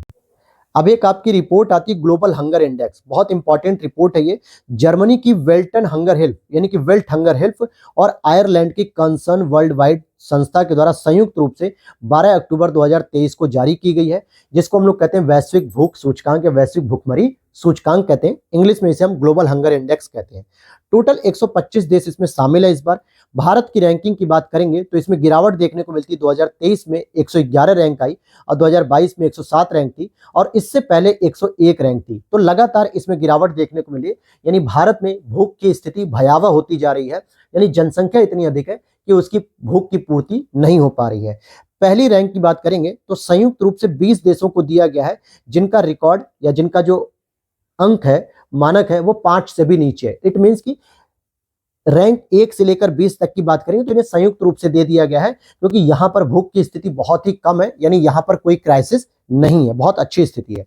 लेकिन भारत की बात करेंगे तो भारत में जो भूख की स्थिति है वो सीरियस है। सीरियस का मतलब हो गया गंभीर की श्रेणी में है कि भारत में जनसंख्या इतनी अधिक मात्रा में बढ़ रही है। योगी जी के द्वारा, मोदी जी के द्वारा, भारत सरकार के द्वारा लगातार 80-81 करोड़ लोगों को जो है कि मुफ्त राशन दिया जा रहा है, उसके बावजूद भी भूख की समस्या का समाधान नहीं हो पा रहा है। इस सूचकांक में 4 मापदंडों का प्रयोग किया था। एक होता है अंडर न्यूट्रिशन यानी बच्चों को कम पोषण प्राप्त होना, चाइल्ड वेस्टिंग यानी अंडर वेट, 5 साल के बच्चे की जो उम्र होनी चाहिए, मतलब जितना वेट होना चाहिए उससे कम होता है। चाइल्ड स्टंटिंग यानी 5 साल के बच्चे की जितनी हाइट होनी चाहिए मानक के तौर पे उससे कम हाइट होती है। और चाइल्ड मॉर्टिलिटी, इट मीन्स की मृत्यु दर, बाल मृत्यु दर, ये भी लगातार बहुत सारे पोषण की कमी से या स्वास्थ्य सुविधाओं की कमी से, पर्यावरण की कमी से, प्रदूषण की वजह से मृत्यु हो जाती है बच्चों की। तो ये 4 जो है कि आंकड़े भी इसमें मेजर किए जाते हैं। इन्हीं 4 मापदंडों पे ये सूचकांक जारी होता है। आगे देखते हैं एमएसएमई सूचकांक। पहली बार ऐसा हुआ है कि एक एमएसएमई के लिए भी एक सूचकांक जारी किया गया है। किसने किया है? तो जोकाटा और सिडबी ने मिलकर एमएसएमई आर्थिक गतिविधि सूचकांक संपूर्ण नाम से लॉन्च किया है। कि अब इसमें यह होगा कि एमएसएमई को भी जो है कि हम लिस्टेड करेंगे, उसमें कितना परफॉर्मेंस हो रहा है, कितनी उसमें सुधार हो रहा है, कितना उसमें गिरावट हो रही है, उसकी संपूर्ण जानकारी के लिए हम एक संपूर्ण नाम से लॉन्च किया गया एक सूचकांक जो कि सिडबी और जोकाटा के सहयोग से किया गया है। अब एक अन्य योजना के बारे में जरा पढ़ लेते हैं कि प्रधानमंत्री गरीब कल्याण अन्न योजना को 1 जनवरी 2024 से 5 साल के लिए बढ़ा दिया गया है 2029 तक। अगर बात करेंगे तो प्रधानमंत्री गरीब कल्याण जो योजना थी, इसको कोविड-19 के दौरान जब भुखमरी की स्थिति हो गई थी, बहुत वास्ट कंडीशन हो गई थी, तो केंद्र सरकार के द्वारा इसे शुरू किया गया था। इस योजना को 2020 में कोविड के दौरान शुरू किया गया था और इसके तहत वर्तमान में 81 करोड़ गरीबों को प्रति माह 5 किलोग्राम मुफ्त राशन दिया जाता है। ये 5 किलोग्राम मुफ्त राशन उन लोगों को भी मिल रहा है जिनके पास राशन कार्ड पहले से है, तो उनको जो मासिक स्तर पे जो कोटा मिलता था वो तो मिलेगा ही मिलेगा, साथ में 5 किलोग्राम अलग से राशन मिल रहा है। और जिनके पास राशन कार्ड नहीं था, जो गरीब की लिस्ट में आ रहे थे, तो उनको भी दिया जा रहा है। तो इसका बस क्या किया गया कि 1 जनवरी 2024 से 5 साल के लिए इसे और बढ़ा दिया गया, 2029 तक अब इसे दिया जाएगा। अब आते हैं साब कंपनी की बात करेंगे। तो साब कंपनी की बात करेंगे, ये स्वीडन की रक्षा फर्म कंपनी है साब, ठीक है। ये पहली ऐसी विदेशी कंपनी बनेगी जो भारत की रक्षा परियोजनाओं में 100% एफडीआई प्राप्त करेगी, या यूं कहें कि एफडीआई जो है कि लेकर आएगी। जैसे भारत में जितनी भी डिफेंस से संबंधित जो भी कॉरिडोर चलते हैं, डिफेंस से रिलेटेड जो भी परियोजनाएं चलती हैं, तो भारत सरकार ने उसमें कई सारी कंपनियों को 51% एफडीआई, कई सारी कंपनियों को, मतलब कई सारे आंकड़ों पे 75% और कई जगह 100% एफडीआई के मानक तय किए। तो स्वीडन की पहली ऐसी जो फर्म बन रही है साब, जो भारत के अंतर्गत विदेशी कंपनी बन रही है, जो कि 100% एफडीआई लेकर आएगी। और इसके लिए भारत में साब एफएफवी इंडिया की स्थापना भी की गई है। वैश्विक चीनी उद्योग की बात करेंगे तो भारत को अभी इसका अध्यक्ष बनाया गया, इसीलिए ये चर्चा में रहा। भारत ने 2024 के लिए अंतर्राष्ट्रीय चीनी संगठन की अध्यक्षता ग्रहण की है और यह निर्णय 63वीं परिषद बैठक लंदन में लिया गया था। तो इसकी अध्यक्षता ग्रहण की है, जो कि वैश्विक स्तर पे जो चीनी उद्योग है उसकी अध्यक्षता। भारत चीनी का सबसे बड़ा उपभोक्ता, लगभग वैश्विक स्तर पे 15% जो है कि हम उसकी हिस्सेदारी रखते हैं, और दूसरा सबसे बड़ा उत्पादक भी है, जो कि वैश्विक स्तर पे हम 20% हिस्सेदारी रखते हैं उत्पादन में। इथेनॉल उत्पादन की बात करेंगे तो जो चीनी उद्योग होता है, जब चीनी मिल होती है तो वहां पर जब गन्ने के जूस से चीनी बनाई जाती है, तो वहां पे एक ब्लैक कलर का चिपचिपा सा गाढ़ा लिक्विड होता है जिसको हम सीरा कहते हैं। सीरा, उसके माध्यम से हम इथेनॉल का प्रोडक्शन करते हैं, और इथेनॉल प्रोडक्शन के मामले में यूएसए प्रथम नंबर पे, सेकंड नंबर पे ब्राजील, और थर्ड नंबर पे आपका भारत आता है। तो ये बस इतना ही आंकड़ा है कि भारत को अभी हाल ही में वैश्विक चीनी उद्योग का अध्यक्ष घोषित किया गया। चीनी की क्या स्थिति है भारत की, तो उत्पादन में सेकंड नंबर पे आता है 20% हिस्सेदारी को लेके, उपभोक्ता के तौर पे पहले नंबर पे 15% की हिस्सेदारी को लेके, और इथेनॉल में थर्ड नंबर पे आता है। स्टील मिनिस्ट्री की बात करेंगे, इस्पात मंत्रालय की, तो इस्पात मंत्रालय द्वारा नई दिल्ली में 5 लोगों को राष्ट्रीय धातु विज्ञान पुरस्कार दिया गया, जिसको हम लोग कह सकते हैं मेटलर्जिस्ट। जैसे मेटल मतलब क्या होता है, मेटल क्या होता है, मेटल मतलब धातु होती है, इस्पात होती है, तो धातुविदों को जो ये पुरस्कार दिया गया, जिसमें डॉक्टर कमाची मुदाली है, डॉक्टर देवाशीष भट्टाचार्य है, डॉक्टर रामेश्वर शाह है, निलोय कुंडू है, और अगिलन मुथुमिनिकम है। तो ये 5 लोग हैं जिनको पहली बार इस्पात मंत्रालय के द्वारा राष्ट्रीय धातु विज्ञान पुरस्कार दिया गया है। अब आ जाते हैं हम इकोनॉमिक फ्रीडम इंडेक्स की बात करेंगे कि आर्थिक स्वतंत्रता सूचकांक 2023 की बात करें तो कनाडा का थिंक टैंक फ्रेजर इंस्टीट्यूट के द्वारा इसे जारी किया था। कनाडा का जो थिंक टैंक है फ्रेजर इंस्टीट्यूट, इसके द्वारा जारी किया था, जिसमें 165 देशों में रैंक 1 मिलती है किसको, सिंगापुर में, कि सिंगापुर की जो अर्थव्यवस्था है वो सबसे ज्यादा स्वतंत्र है पूरी दुनिया में, और रैंक 87 मिलती है हमारे भारत को जो कि 2023 में है, और रैंक 86 मिलती है हमें 2022 में। अंतिम स्थान पे वेनेजुएला आता है। इसका मतलब होता है कि वैश्विक स्तर पे जो अर्थव्यवस्था बहुत स्वतंत्र होती है, इट मीन्स कि वो दूसरे देशों पर अपनी आवश्यकताओं के लिए बहुत कम निर्भर होती हैं, क्योंकि उनके पास टेक्नोलॉजी, उनके पास रिसोर्सेज इतने होते हैं कि वो अपनी आवश्यकताओं को पूरा आसानी से कर लेते हैं। तो यहाँ पर आप देखोगे तो रैंक 1 पे सिंगापुर है, लेकिन भारत 87 नंबर पे है, क्योंकि भारत आज भी अपनी बहुत बड़ी आवश्यकताओं को लेकर, चाहे वस्तु की हो, सेवाओं की हो, खनिज की हो, उसके लिए विदेशों पर निर्भर रहता ही रहता है, इसलिए 87 नंबर की रैंकिंग आई है। आगे देखते हैं वर्ल्ड कोल एसोसिएशन, इसके नाम में परिवर्तन किया गया है। इसका जो नया नाम बनाया गया है वो future coal global alliance for sustainable coal. मतलब जो world coal association, world coal का मतलब क्या होता है कि वैश्विक स्तर पे जो कोयले का संघ होता है उसके द्वारा जो भी काम किया था, तो उसमें जो है कि मानक तय किया था, निगरानी की जाती वैश्विक स्तर पे, तो इसका नाम बना दिया गया कि फ्यूचर कोल। अब हम इसे फ्यूचर के लिए रखेंगे, भविष्य की सुरक्षा के लिए रखेंगे। अब हम नवीकरणीय ऊर्जा पे ज्यादा फोकस करेंगे, तो इसका नाम रखा गया future coal global alliance for sustainable coal. Coal मतलब होता है कोयला। विश्व कोयला संघ की स्थापना 1985 में की गई थी, और भारत की सबसे बड़ी कोयला खनन कंपनी कोल इंडिया लिमिटेड CIL इसकी सदस्य है। पहले से ही जो है कि वर्ल्ड कोल एसोसिएशन की जब स्थापना की गई थी तो भारत की CIL कंपनी पहले से इसकी सदस्य बनी हुई है, तो बस इसके नाम में परिवर्तन किया गया है। अब यहाँ पर हम अंकटाड रिपोर्ट की बात कर लेते हैं जरा, कि जिसको हम लोग कहते हैं United nation convention on trade and development, यानी कि व्यापार और विकास की एक रिपोर्ट जारी की जाती है, और इसी के अंतर्गत हम इसे वर्ल्ड इन्वेस्टमेंट रिपोर्ट भी कहते हैं। तो अंकटाड की फुल फॉर्म पता चल गई, United nation convention on trade and development. तो इसके द्वारा वर्ल्ड इन्वेस्टमेंट रिपोर्ट जारी की जाती है। ये देखता है कि दुनिया में किन देशों में सबसे अधिक FDI के माध्यम से निवेश किया गया, किस देश के माध्यम से जो है कि FDI सबसे अधिक प्राप्त की गई, इसकी पूरी रैंकिंग जारी की जाती है अंकटाड के द्वारा। 2022 में भारत को 49 अरब डॉलर FDI प्राप्त हुआ, जो कि 2021 की अपेक्षा अगर हम बात करेंगे तो 11% कम था। कितना कम था? 11% कम था। तो इसने क्या रिपोर्ट बताई?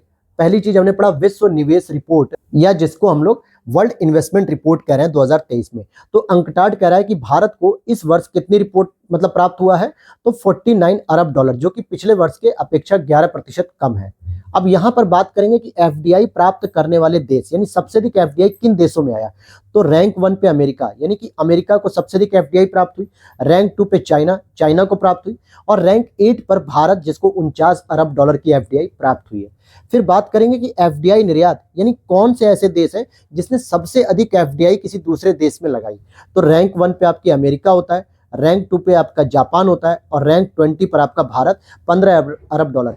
क्योंकि भारत को खुद ही FDI की जरूरत है, वो भला दूसरे देशों में FDI क्या लगाएगा। तो भारत बहुत करता तो अफ्रीकी देशों में या एशियाई छोटे छोटे देशों में अपने इन्वेस्टमेंट करता है, क्योंकि यहाँ की जरूरतों को पूरा करता है। और जो विकसित देश है वहां से खुद जो मल्टीनेशनल कंपनीज होती हैं, जो फ्यूचर 500 कंपनी होती है ग्लोबल स्तर पे, उनसे खुद इन्वेस्टमेंट मंगाने का प्रयास भारत के द्वारा किया जाता है। तो यहाँ पर आपने अंकटाड रिपोर्ट के बारे में सारी जानकारी ले ली कि भारत को कितना अरब जो है कि इन्वेस्टमेंट मिला FDI का। भारत विश्व में 8वें नंबर पे है इन्वेस्टमेंट प्राप्त करने में, और भारत इन्वेस्टमेंट दूसरे देशों में करने के मामले में 20वें नंबर पर है। और इस रिपोर्ट की जो थीम थी 33वें संस्करण की, investing in sustainable energy for all, यानी हम इन्वेस्ट करें सस्टेनेबल एनर्जी में जो सबके लिए काम करेगी। अब जैसे हमने नवरत्न कंपनी को बढ़ा था, रेलवे मंत्रालय के द्वारा 2 कंपनियां थी, एक इरकॉन थी और दूसरी राइट्स थी। उसी तरीके से महारत्न कंपनी की बात करेंगे जो कि 13 नंबर की महारत्न कंपनी है। नहीं, यहां पर जो है कि 13 नंबर की नहीं है, हम उस महारत्न कंपनी को आगे के टॉपिक में कवर करेंगे। यहाँ पे जो 12वें नंबर की आरईसी नाम की जो लिमिटेड कंपनी है, जिसको हमने मतलब महारत्न कंपनी का दर्जा दिया है, तो इस कंपनी को एसोचैम के द्वारा विविधता एवं समावेशन में सर्वश्रेष्ठ नियोक्ता पुरस्कार दिया गया। पहला पॉइंट, क्योंकि इसको 3-4 पुरस्कार दिए गए तो हमने एक ही जगह लिख दिया, आरईसी लिमिटेड महारत्न। तो एसोचैम के द्वारा कौन सा पुरस्कार दिया गया? विविधता एवं समावेशन में सर्वश्रेष्ठ नियोक्ता पुरस्कार। वहीं जोखिम प्रबंधन में आरईसी कंपनी को गोल्डन पीकॉक अवार्ड दिया गया। वित्तीय सेवा श्रेणी में सर्वश्रेष्ठ केंद्रीय पीएसयू यानी कि पब्लिक सेक्टर यूनिट का भी पुरस्कार दिया गया। तो इस आरईसी कंपनी जो कि 12वें नंबर की महारत्न कंपनी है, इसको 3 महत्वपूर्ण पुरस्कार दिए गए। तो बस यही इंपॉर्टेंट पॉइंट थी यहाँ पे। और आगे देखते हैं, भारत के पहले रेफरेंस गैसोलीन और डीजल ईंधन की शुरुआत Indian oil Paradip Odisha Panipat Haryana refinery द्वारा किया गया है। यानी इंडियन ऑयल की जो रिफाइनरीज है जो कि पारादीप ओडिशा में और पानीपत हरियाणा में है, इसके द्वारा पहले संदर्भ गैसोलीन डीजल ईंधन या रेफरेंस गैसोलीन डीजल ईंधन की शुरुआत की गई है। तो किसके द्वारा? इंडियन ऑयल के द्वारा। कहां पे? पारादीप ओडिशा में और पानीपत हरियाणा में की गई है। अब देखते हैं हम निर्यात तैयारी सूचकांक, जिसको हम लोग कहते हैं एक्सपोर्ट प्रिपेयर्डनेस इंडेक्स। ये रिपोर्ट 2022 में नीति आयोग द्वारा जारी की गई है। तो इसमें भी हम लोग देखेंगे कि निर्यात तैयारी सूचकांक के अंतर्गत नीति आयोग ने जो रिपोर्ट जारी की है कि कौन से राज्य बेहतर स्तर पे हैं अपने निर्यात तैयारी सूचकांक के अंतर्गत। तो इसमें सभी 36 राज्यों और यूनियन टेरिटरीज को 4 श्रेणियों में बांटा गया है। तो अगर हम फिर से देखते हैं कि तटीय राज्य में, अगर हम कोस्टल रीजन में देखें कि सबसे बढ़िया परफॉर्मेंस किसने की है, तो तमिलनाडु पहले नंबर पे आता है और महाराष्ट्र की बात करें तो सेकंड नंबर पर आता है। लैंडलॉक्ड राज्य की बात करेंगे तो हरियाणा पहले नंबर पर आता है और यूपी थर्ड नंबर पर आता है। हिमालयी राज्यों की बात करेंगे तो उत्तराखंड आपका पहले नंबर पर है। यूनियन टेरिटरीज या छोटे राज्यों की बात करेंगे तो गोवा आपका छोटे राज्यों की श्रेणी में पहले नंबर पे आता है और जम्मू कश्मीर आपका सेकंड नंबर पे आता है। हालांकि यूनियन टेरिटरीज और छोटे राज्यों की श्रेणी नीति आयोग ने एक ही बना रखी है। अब यहां पर अगर मैं बात करूं ओवरऑल की, यानी कि समग्र की बात करूं कि समग्र में सबसे बेहतर रैंकिंग किसको मिली है, तो तमिलनाडु को ही मिली है। जबकि कोस्टल रीजन में भी है और समग्र में भी इसको बेहतर मिली है। और समस्त रैंकिंग में यूपी को जो रैंकिंग मिली है वो 7वें नंबर पे। तो यूपी हमारा निर्यात तैयारी सूचकांक में 7वें नंबर पर आता है। और अगर हम जिले की बात करें तो जामनगर देश का शीर्ष जिला बना है, जिस जिले की श्रेणी में यूपी से गौतम बुद्ध नगर की बात करें तो नोएडा शामिल है। इट मीन्स कि जिले के स्तर पे बात करेंगे तो निर्यात तैयारी सूचकांक में जामनगर गुजरात देश का सर्वश्रेष्ठ जिला बना और यूपी के अंतर्गत हमारा गौतम बुद्ध नगर आता है।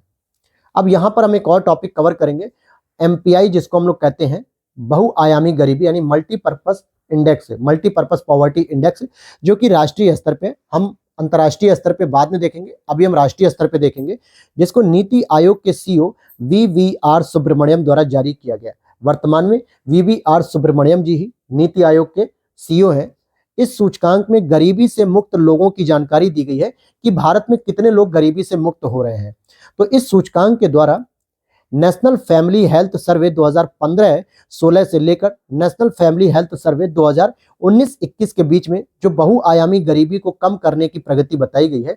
इट मीन्स कि जो राष्ट्रीय स्वास्थ्य परिवार सर्वेक्षण होता है, नेशनल फैमिली हेल्थ सर्वे 2015-16 से लेकर 2019-21 के बीच में देखा जा रहा है कि कितने प्रतिशत लोगों को केंद्र सरकार के द्वारा या भारतीय योजनाओं के द्वारा बाहर किया गया गरीबी से। तो इन 5 वर्षों में अगर हम देखें तो 13.5 करोड़ लोग बहुआयामी गरीबी से मुक्त हो गए। कितने लोग? 13.5 करोड़ लोग। तो कितने प्रतिशत या कितने करोड़ लोग गरीबी से बाहर हुए? 13.5 करोड़ लोग बहुआयामी गरीबी से बाहर हो गए। और 2015-16 में 24.85% जो है कि 24.85% से घटकर कितने हो गए अब?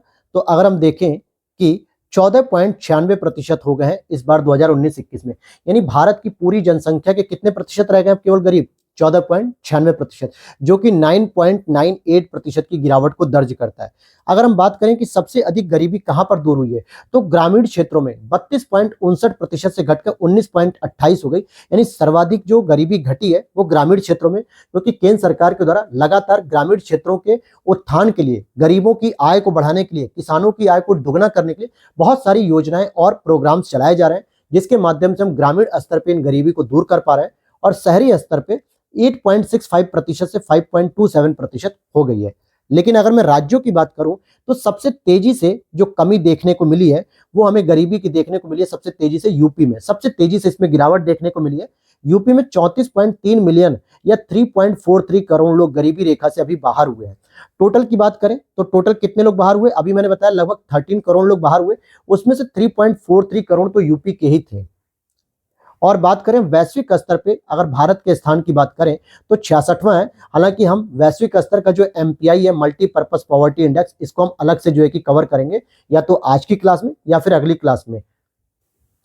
तो यहां तक तो आपने देख लिया, ये आज हम लोगों ने कवर किया इस समय घटनासार जो अर्धवार्षिकी 2 वॉल्यूम में आई थी, उसके हमने करंट अफेयर्स के टॉपिक को कवर किया। और इसके बाद अगर आप देखोगे तो यहां पर आप देखिए मैंने साफ साफ लिखा है कि आर्थिक घटनाक्रम अब ई दृष्टि वार्षिकी से अपडेटेड किया गया, जो 2024 के नाम से आई है, जिसमें जनवरी 2023 से लेकर 10 जनवरी 2024 तक का पूरा अपडेट है करंट, और जो येलो कलर की बुक आई हुई है। तो अब इसके जो इंपॉर्टेंट टॉपिक है हम उसको कवर करेंगे। तो यहां पर आप देखिए कि अब हम शुरू करते हैं ई दृष्टि वार्षिकी से जो अपडेटेड है, क्योंकि मैंने दोनों ही मैगजीन को कंपाइल किया है, जिससे कोई भी प्रश्न इस बार बाहर नहीं जाना चाहिए, आपका कोई भी प्रश्न आपका गलत नहीं होना चाहिए। इसलिए बस इस पीडीएफ को ही अगर आप अच्छे से देख लेते हो, रट लेते हो, या इस पूरी क्लास को रट लेते हो, तो आपके आरओ और यूपी पीसीएस 2024 में कोई भी प्रश्न इससे बाहर नहीं जाएगा, ना ही तो कोई प्रश्न आपका गलत होगा। तो चलिए शुरू करते हैं आज के मतलब ये अगले टॉपिक जो ई दृष्टि से। तो सबसे पहले हम देखेंगे नेशनल इनकम, राष्ट्रीय आय। अगर आपको ये पीडीएफ अच्छी लग रही हो और पीडीएफ को परचेस करना चाहते हैं तो वीडियो के नीचे दिए गए व्हाट्सएप नंबर पर आप मैसेज करिए, वहां पर सारी डिटेल आपको मिल जाएगी पेमेंट की भी, और वहां से आप इसे परचेस कर सकते हैं व्हाट्सएप पर ही। तो टॉपिक हम पढ़ेंगे राष्ट्रीय आय। 5 जनवरी 2023 को मॉस्पी मंत्रालय के द्वारा, यहाँ पर 5 जनवरी 2023 ही लिखा हुआ है घटना चक्र ई दृष्टि में, लेकिन मुझे जो लगता है दोस्तों 2024 होना चाहिए था, क्योंकि 2024 जनवरी में ही तो हम 2023-24 के आंकड़े जारी करेंगे, प्रथम अग्रिम अनुमान। तो खैर डेट इंपॉर्टेंट नहीं है, जो अनुमान है हम उसे देखते हैं।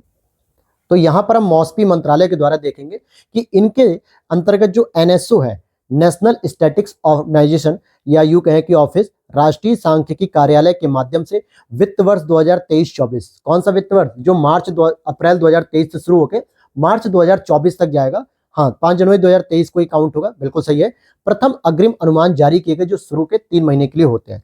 तो इसमें बताया गया कि 2023-24 के दौरान जो वास्तविक जीडीपी होती है, रियल जीडीपी, वो 7.3% अनुमानित है, तथा ग्रॉस वैल्यू एडिशन की बात करें तो 6.9% अनुमानित।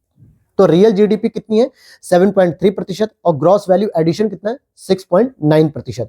2022-23 में कितनी थी, यानी पिछले वर्ष से अगर हम कंपैरिजन करें तो रियल जीडीपी 7.2% थी, जो कि इस बार कितनी है, 7.3%।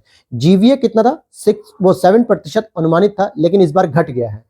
2023-24 में अगर हम चालू कीमतों पर देखें, जो कि नॉमिनल कीमत होती है, इस पर प्रति व्यक्ति शुद्ध राष्ट्रीय आय यानी कि पर कैपिटा नेशनल इनकम 1,85,854 रुपए अनुमानित है, ये सालाना स्तर पे, जबकि 2022-23 में 1,72,276 रुपए अनुमानित है।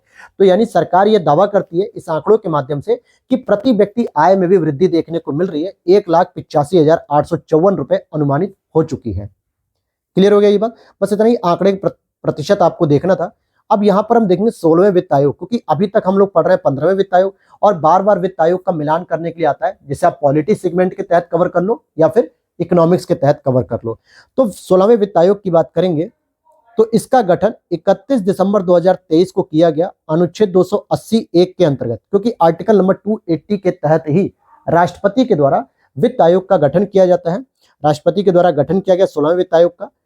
इस बार के जो अध्यक्ष है वो अध्यक्ष है हमारे कोलंबिया विश्वविद्यालय के प्रोफेसर डॉक्टर अरविंद पनगड़िया जी, जो कि नीति आयोग के पहले उपाध्यक्ष भी थे, जब नरेंद्र मोदी जी इसके अध्यक्ष से पहले, और उसी समय ये उसके पहले उपाध्यक्ष थे। लेकिन वर्तमान में सुमन बेरी जी इसके उपाध्यक्ष है नीति आयोग के, और अरविंद पनगड़िया जी कोलंबिया यूनिवर्सिटी के प्रोफेसर बन गए और वहां पर ये स्टडी करा रहे थे, लेकिन अब इन्हें 16वें वित्त आयोग का अध्यक्ष बनाया। और साथ ही साथ ऋत्विक रंजन पांडे जी इसके सचिव होंगे। तो पूछा जाएगा आपसे 16वें वित्त आयोग के अध्यक्ष कौन है, अरविंद पनगड़िया जी, और सचिव कौन है, ऋत्विक रंजन पांडे। 16वें वित्त आयोग को 1 अप्रैल 2026, ध्यान देना, 16वें वित्त आयोग को 1 अप्रैल 2026 से शुरू होने वाले अगले 5 वर्षों की अवधि के लिए रिपोर्ट 31 अक्टूबर 2025 तक उपलब्ध करानी है। तो 2026 से अगर हम बात करें, अगला 5 वर्ष तक कब जाएगा, 2031 तक जाएगा। तो इस पूरे 5 वर्ष की जो फाइनेंशियल जो डाटा होंगे या जो भी जो रिपोर्ट्स होगी उसके लिए 31 अक्टूबर 2025 तक ये रिपोर्ट उपलब्ध करानी है और इसका गठन अभी कर दिया गया है जो अगले 5 साल तक काम करेगा। अब यहां से जो प्रश्न बनता है वो ये बनता है, मैचिंग करने के लिए बनता है। तो पहला फाइनेंशियल कमीशन या पहला वित्त आयोग का अध्यक्ष कौन था? केसी नियोगी जी थे। दूसरे जो वित्त आयोग के अध्यक्ष कौन थे? तो के संथानम जी थे। और फिर यहाँ से 12, 13, 14, 15 और 16 तो हमने पढ़ ही लिया, तो ये क्रम वाइज याद रखना। जैसे 12वें वित्त आयोग के अध्यक्ष कौन है? सी रंगराजन है। 13वें वित्त आयोग के अध्यक्ष कौन है? डॉक्टर विजय केलकर हैं। 14वें वित्त आयोग के अध्यक्ष कौन है? डॉक्टर वाई वी रेड्डी हैं। और 15वें वित्त आयोग के अध्यक्ष कौन है? एन के सिंह है। और 16वें वित्त आयोग के अध्यक्ष कौन है दोस्तों? अरविंद पनगड़िया जी है। तो ये चीज याद रखना, यहां से यही प्रश्न पूछा जाएगा आपसे। अब देखते हैं भारत का पहला प्रिंटेड 3D प्रिंटेड डाकघर। अगस्त 2023 में भारत का पहला 3D प्रिंटेड डाकघर राष्ट्र को समर्पित किया गया है और ये बेंगलुरु के कैम्ब्रिज लेआउट में स्टैब्लिश किया गया। IIT मद्रास एवं लार्सन टर्बो कंस्ट्रक्शन के संयुक्त प्रयास से डेवलप किया गया, जो कि पहला 3D डाकघर है। आगे देखते हैं विदेशी व्यापार नीति। अब आगे बढ़ने से पहले मैं आपसे एक सजेशन देना चाहूंगा कि बहुत सारे लोग कमेंट कर रहे थे कि सर आप बुक की PDF को स्टडी करा दीजिए, शॉर्ट नोट्स में जो है कि ज्यादा छोटा है या बड़ा है जो भी। तो देखिए, बुक की PDF को अगर स्टडी कराना होता मुझे, तो पहली चीज उसमें बहुत ज्यादा समय लगता, जो कि आपके पास समय नहीं है। दूसरी चीज, मैं आपको पढ़ाऊं या आप खुद पढ़ लेंगे, आप छोटे बच्चे तो है नहीं, इतना तो समझ आपको भी है कि हाँ चीजें रीडिंग कैसे करनी है। लेकिन अगर हम शॉर्ट नोट्स की बात करें तो इसमें हम केवल वही चीज पढ़ते हैं जो एग्जाम में पूछे जाने की संभावना सबसे अधिक होता है। अब वित्त आयोग से क्या पूछेगा?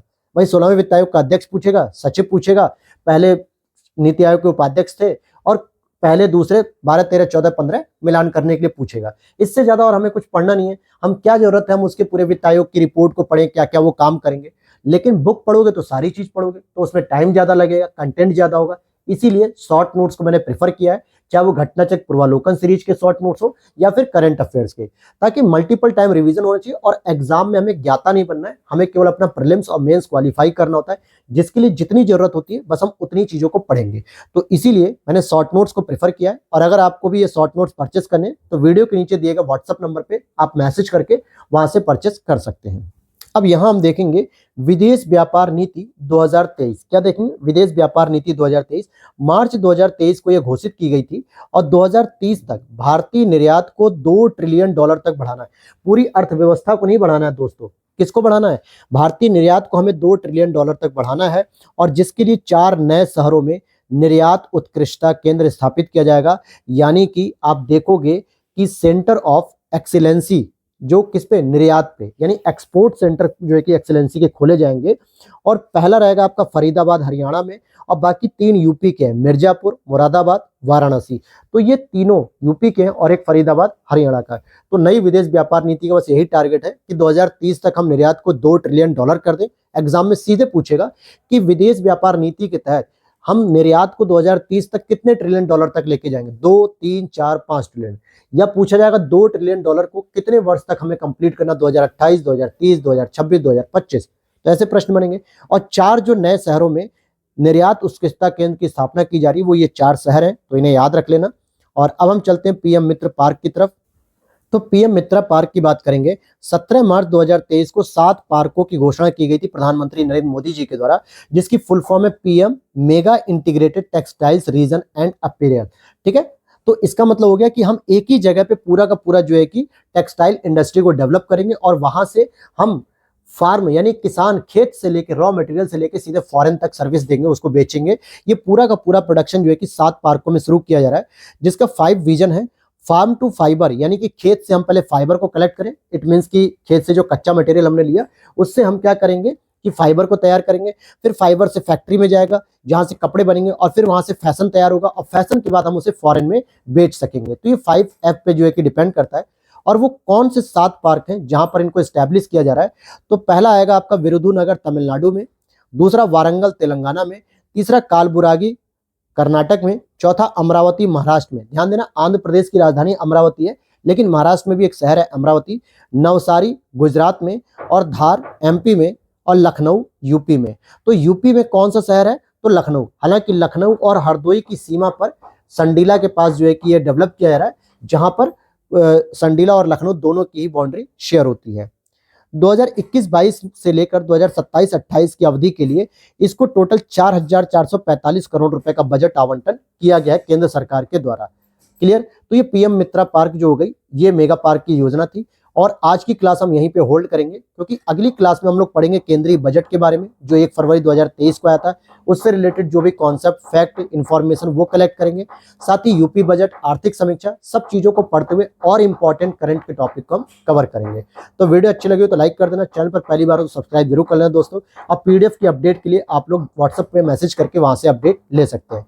तो मिलते हैं नेक्स्ट वीडियो में। Thanks for watching. और आज शाम में आपको यूपी स्पेशल की क्लास भी मिलेगी, और वर्ल्ड ज्योग्राफी की जो हम लोग शॉर्ट नोट्स की क्लास कर रहे थे घटना चक्र की, जो करंट अफेयर्स में मैं बिजी होने की वजह से नहीं ले पा रहा था, आज उसकी भी क्लास शुरू की जाएगी। तो मिलते हैं नेक्स्ट वीडियो में। Thanks for watching. Good morning everyone, मैं शरद यादव। एक बार फिर से आप सभी का स्वागत है करंट अफेयर्स की इस सीरीज में, जिसमें हम लोगों ने ऑलरेडी 6 सीरीज मतलब 6 क्लास कर ली है, जिसमें 3 नेशनल की थी, 2 इंटरनेशनल थी, और कल हमारी इकोनॉमिक्स की क्लास भी आ चुकी थी। और आज हमारी ये इकोनॉमिक्स की क्लास लास्ट होगी, जिसमें हम लोगों ने ई दृष्टि वार्षिकी 2024 और साथ ही साथ घटना सार की जो 2 अर्धवार्षिकी आई थी, उन सभी को कंपाइल्ड करके हैंड रिटन नोट्स के तौर पे मैंने करंट अफेयर्स को तैयार किया है। जिससे क्या फायदा होगा कि आप दोनों ही मैगजीन को कम समय में तैयार कर पाएंगे। जो आपके आरओ का एग्जाम होने वाला है 11 फरवरी, और साथ ही साथ यूपी पीसीएस 2024 का जो एग्जाम होने वाला है 17 मार्च को, इन दोनों के लिए ही यही करंट अफेयर्स आपके लिए सफिशिएंट होगी, और कुछ अलग से आपको पढ़ने की आवश्यकता नहीं है।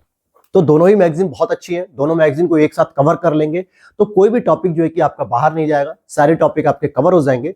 जिसमें मैंने नेशनल इंटरनेशनल को बहुत अच्छे से कवर किया, और आज ही हमारा इकोनॉमिक्स की सेकंड क्लास होगी, जिसमें आप यहाँ पर देख सकते हो कि इससे पहले हमने घटना सार के टॉपिक पढ़े थे 29, और 30 नंबर टॉपिक से ई दृष्टि के वार्षिक अपडेट है, जिसमें ऑलरेडी हम लोगों ने यहाँ पर कुछ टॉपिक कवर कर लिए थे। लेकिन आज हमें पढ़ना है केंद्रीय बजट से, शुरू करेंगे टॉपिक नंबर 35 से। अब आप कहोगे कि सर ये तो केंद्रीय बजट 2023-24 का है, लेकिन अब आने वाला 24-25 का 1 फरवरी को। तो मैं आपको बताना चाहूंगा कि पेपर आपका 11 फरवरी को है, और 10 दिन पहले पेपर प्रिंट नहीं होता है। पेपर की जो प्रिंटिंग होती है, सरकार पेपर को तैयार करती है कम से कम 20 दिन पहले। तो 20 दिन पहले का मतलब जनवरी में तैयार किया गया है। तो उसमें जो भी बजट के प्रश्न आएंगे वो 23-24 में आएंगे। लेकिन जब यूपी पीसीएस का एग्जाम होगा तो मैं एक अलग से अपडेटेड वीडियो लाऊंगा केंद्रीय बजट की, जो कि 1 फरवरी 24-25 का जो बजट है उससे प्रश्न आएगा। तो चलिए शुरू करते हैं। और आगे बढ़ने से पहले एक छोटी सी इंफॉर्मेशन होगी कि अगर आप भी इस पीडीएफ को देखना चाहते हैं, इस पीडीएफ को खरीदना चाहते हैं, परचेस करना चाहते हैं, तो वीडियो के नीचे दिए गए डिस्क्रिप्शन बॉक्स में व्हाट्सएप नंबर है, वहां पर आप उसे मैसेज करिए, और वहां से आपको जो भी रिप्लाई मिलेगा उन सभी स्टेप्स को फॉलो करके वहां से आपको पीडीएफ परचेस कर लेंगे। बहुत ही कम प्राइस में रखा गया है। ये हैंड रिटन नोट्स की ही पीडीएफ मिलेगी, प्रिंटिंग बुक नहीं मिलेगी। प्रिंटेड बुक तो मैंने टेलीग्राम चैनल पे हमारे ग्रुप में पड़ी हुई है, आप उसे भी ज्वाइन कर लीजिएगा। टेलीग्राम ग्रुप और डिस्कशन ग्रुप दोनों का लिंक डिस्क्रिप्शन बॉक्स में, वहां पे आपको प्रिंटेड पीडीएफ बुक मिल जाएगी, घटना सार की भी और ई दृष्टि की भी। लेकिन मैं हैंड रिटन नोट्स की बात कर रहा हूं। अगर आप इसको परचेस करना चाहते हो तो व्हाट्सएप पे क्वेरी कर लीजिएगा। और शुरू करते हैं अपनी क्लास को। केंद्रीय बजट 2023-24। सबसे पहले 1 फरवरी को हमारे यहाँ केंद्रीय बजट को पेश किया जाता है। ध्यान रखना कि ये केंद्रीय बजट है जो 1 फरवरी को ही पेश किया जाता है, और जो राज्यों का बजट होता है वो सामान्यतः 1 फरवरी को पेश नहीं होता, क्योंकि जब तक केंद्र का बजट नहीं आएगा तो पता कैसे चलेगा कि किस राज्य को कितना अनुदान मिल रहा है, किस राज्य को जीएसटी के तहत कितना पैसा मिल रहा है, वित्त आयोग के कमीशन के अकॉर्डिंग कितना पैसा मिल रहा है। तो जब उन्हें पैसा मिलने की बात होती है तब वो अपना एक अलग से बजट प्रस्तुत करते हैं, जो कभी कभी फरवरी के बीच में आता है, कोई लास्ट फरवरी में पेश करता है, जैसे यूपी का 22 फरवरी को आया था, और अदर सरकार जो है कि अदर मंथ में करती है। तो फरवरी मार्च के आसपास सभी का वित्तीय बजट के दौरान बजट आ जाता है। लेकिन केंद्र सरकार का 1 फरवरी को आता है, और वित्त मंत्री निर्मला सीतारमण जी के द्वारा इसे पेश किया गया था, जो कि कितने धनराशि का था, तो 45.03 लाख करोड़। अगर मैं इसे पूरे डिजिट में पढ़ना चाहूंगा तो 45,03,097 करोड़ रुपए का यह बजट पेश किया गया था, और जिसमें 7 प्राथमिकताओं पर चर्चा की गई थी केंद्रीय बजट में निर्मला सीतारमण जी के द्वारा, कि हम इन 7 प्राथमिकताओं पर इस बार फोकस करेंगे, जिसको इन शॉर्ट सप्तर्षि भी कहा जाता है, सप्तऋषि जिसे हम कह सकते हैं। तो 7 प्राथमिकताएं कौन सी हैं? पहला तो हमें समावेशी विकास करना है, सस्टेनेबल डेवलपमेंट के साथ इंक्लूसिव डेवलपमेंट भी करना है, अंतिम छोर यानी व्यक्ति तक पहुंच, जो अंतिम छोर तक व्यक्ति है, जो ग्रामीण सुदूर क्षेत्रों में, पहाड़ी क्षेत्रों में है, या बहुत ही पिछड़े क्षेत्रों में है, जहां तक सरकार या जिला प्रशासन अपनी नजर नहीं दे पाता है, तो उन सभी को जोड़ना है इस बार। अवसंरचना और निवेश, इट मीन्स कि इन्वेस्टमेंट को सबसे अधिक से अधिक हम प्रभावी तरीके से आकर्षित करेंगे, और जिसके माध्यम से हम इंफ्रास्ट्रक्चर को तैयार करेंगे। इट मीन्स कि किसको तैयार करेंगे हम लोग? अपने अवसंरचना को तैयार करेंगे। वहीं सक्षमता को सामने लाना, सक्षमता को सामने लाने का मतलब है कि जो हमारे यहाँ युवा सक्षम है, चाहे वो महिला हो चाहे पुरुष हो, उनकी क्षमताओं को सामने लेकर आना और वो किस तरीके से विभिन्न प्रकार की योजनाओं के माध्यम से और युवा शक्ति को जो है कि मोटिवेट करना, साथ ही साथ ग्रीन डेवलपमेंट करना, हरित विकास के साथ वित्तीय क्षेत्र, ये 7 प्राथमिकताएं हैं जिन पर हमें काम करना है। तो अब इन प्राथमिकताओं के साथ मैंने एक एक पॉइंट करके बना दिया है जो आपके प्रश्न सीधे सीधे पूछे जाते हैं कि बजट के कुछ महत्वपूर्ण बिंदु, तो हम इसे महत्वपूर्ण बिंदु के तौर पे देखेंगे। तो बजट में यह कहा गया कि ये जो चालू वित्तीय वर्ष है आपका 2023-24, इसकी जो ग्रोथ रेट होगी अर्थव्यवस्था की वो 7% के आसपास बताई गई है। तो 7% ही पूछेगा कि 2023-24 के अनुसार भारत की ग्रोथ रेट कितनी बताई गई है, तो 7% बताई गई। और इसमें यह भी एक पॉइंट कहा गया कि विगत 9 वर्षों से, विगत 9 वर्षों का मतलब जब 2014 में मोदी सरकार आई थी, भाजपा सरकार, तो जब उन्होंने पहला बजट अपना प्रस्तुत किया और तब से लेकर अगले 9 साल की जब कंपैरिजन किया तो इन्होंने कहा कि प्रति व्यक्ति जो आय हो गई है, यानी पर कैपिटा इनकम, हर एक व्यक्ति की जो एवरेज आय है एक साल की, वो कितनी हो गई 1.97 लाख रुपए। अब मैंने एवरेज वर्ड यूज किया, कोई जरूरी नहीं है कि आप अगर नहीं कमा रहे हो तो आपकी आय को 0 बता दिया गया है। आपकी आय भी कुछ ना कुछ हो रही होगी सरकार के अनुसार। और अगर जो लोग सैलरी बेस्ड है, किसी की 6 लाख, किसी की 10 लाख, किसी की 1 लाख, किसी की 50,000 सैलरी है, मजदूरों की भी इतनी सैलरी होती है एक तरीके से, तो एवरेज एक औसतन आय बताई गई है कि पिछले 9 वर्षों में 2 गुने से अधिक हो चुकी है। इट मीन्स कि 9 वर्ष पहले जब कांग्रेस की सरकार थी तो केवल कितनी थी, मुश्किल से 80-85 हजार रुपए ही सालाना इनकम हुआ करती थी प्रति व्यक्ति आय की, जो अब बढ़ के 1,97,000 हो चुकी है। इसी में एक कृषि वर्धक निधि भी स्थापित की गई है जिसको हम लोग एग्री स्टार्टअप के तौर पे है, कि जिसमें युवा उद्यमी, जो युवा उद्यमी है वो एग्री स्टार्टअप खोलेंगे। एग्री स्टार्टअप का मतलब हो गया, क्योंकि बहुत सारे स्टार्टअप्स आपके यहाँ तो फूड कोर्ट में खुलते हैं, जैसे खाने पीने के सामान में या फिर टेक्नोलॉजी में या फिर किसी प्रकार की इंडस्ट्री में, लेकिन एग्रीकल्चर में इनोवेशन बहुत कम हो पा रहा है। तो हम क्यों ना स्टार्टअप के माध्यम से जो युवा हैं, जो रोजगार नहीं प्राप्त कर पा रहे हैं, सरकारी नौकरी नहीं कर पा रहे हैं, या जो चाहते हैं कि हम प्राइवेट बिजनेस करें अपना प्राइवेट सेक्टर का, तो स्टार्टअप को ओपन करें। और वो स्टार्टअप एग्री स्टार्टअप रहेगा जिसके लिए सरकार के द्वारा सब्सिडी भी प्रदान की जाएगी, कुछ छूट भी दी जाएगी, जरूरत पड़ने पर ऋण भी दिया जाएगा, ताकि एग्रीकल्चर में भी छोटे छोटे स्टार्टअप्स के माध्यम से कृषि का भी विकास हो सके, किसानों की आय दुगनी हो सके और कृषि में भी सुधार किया जा सके। आत्मनिर्भर बागवानी स्वच्छ पौध कार्यक्रम को भी इसी में शुरू किया गया, जिसके लिए 2200 करोड़ रुपए की धनराशि को खर्च किया गया। भारत दुनिया का सबसे बड़ा श्री अन्न उत्पादक देश तथा दूसरा सबसे बड़ा निर्यातक देश बना है। अन्न उत्पाद की बात करेंगे तो श्री अन्न मोटे अनाज की योजना है, जिसको डेवलप करने के लिए हैदराबाद में बाजरा अनुसंधान केंद्र को एक्सीलेंस सेंटर यानी उत्कृष्टता केंद्र के तौर पर उसे डेवलप किया जा रहा है। तो इसी को मोटे अनाज भी कहते हैं।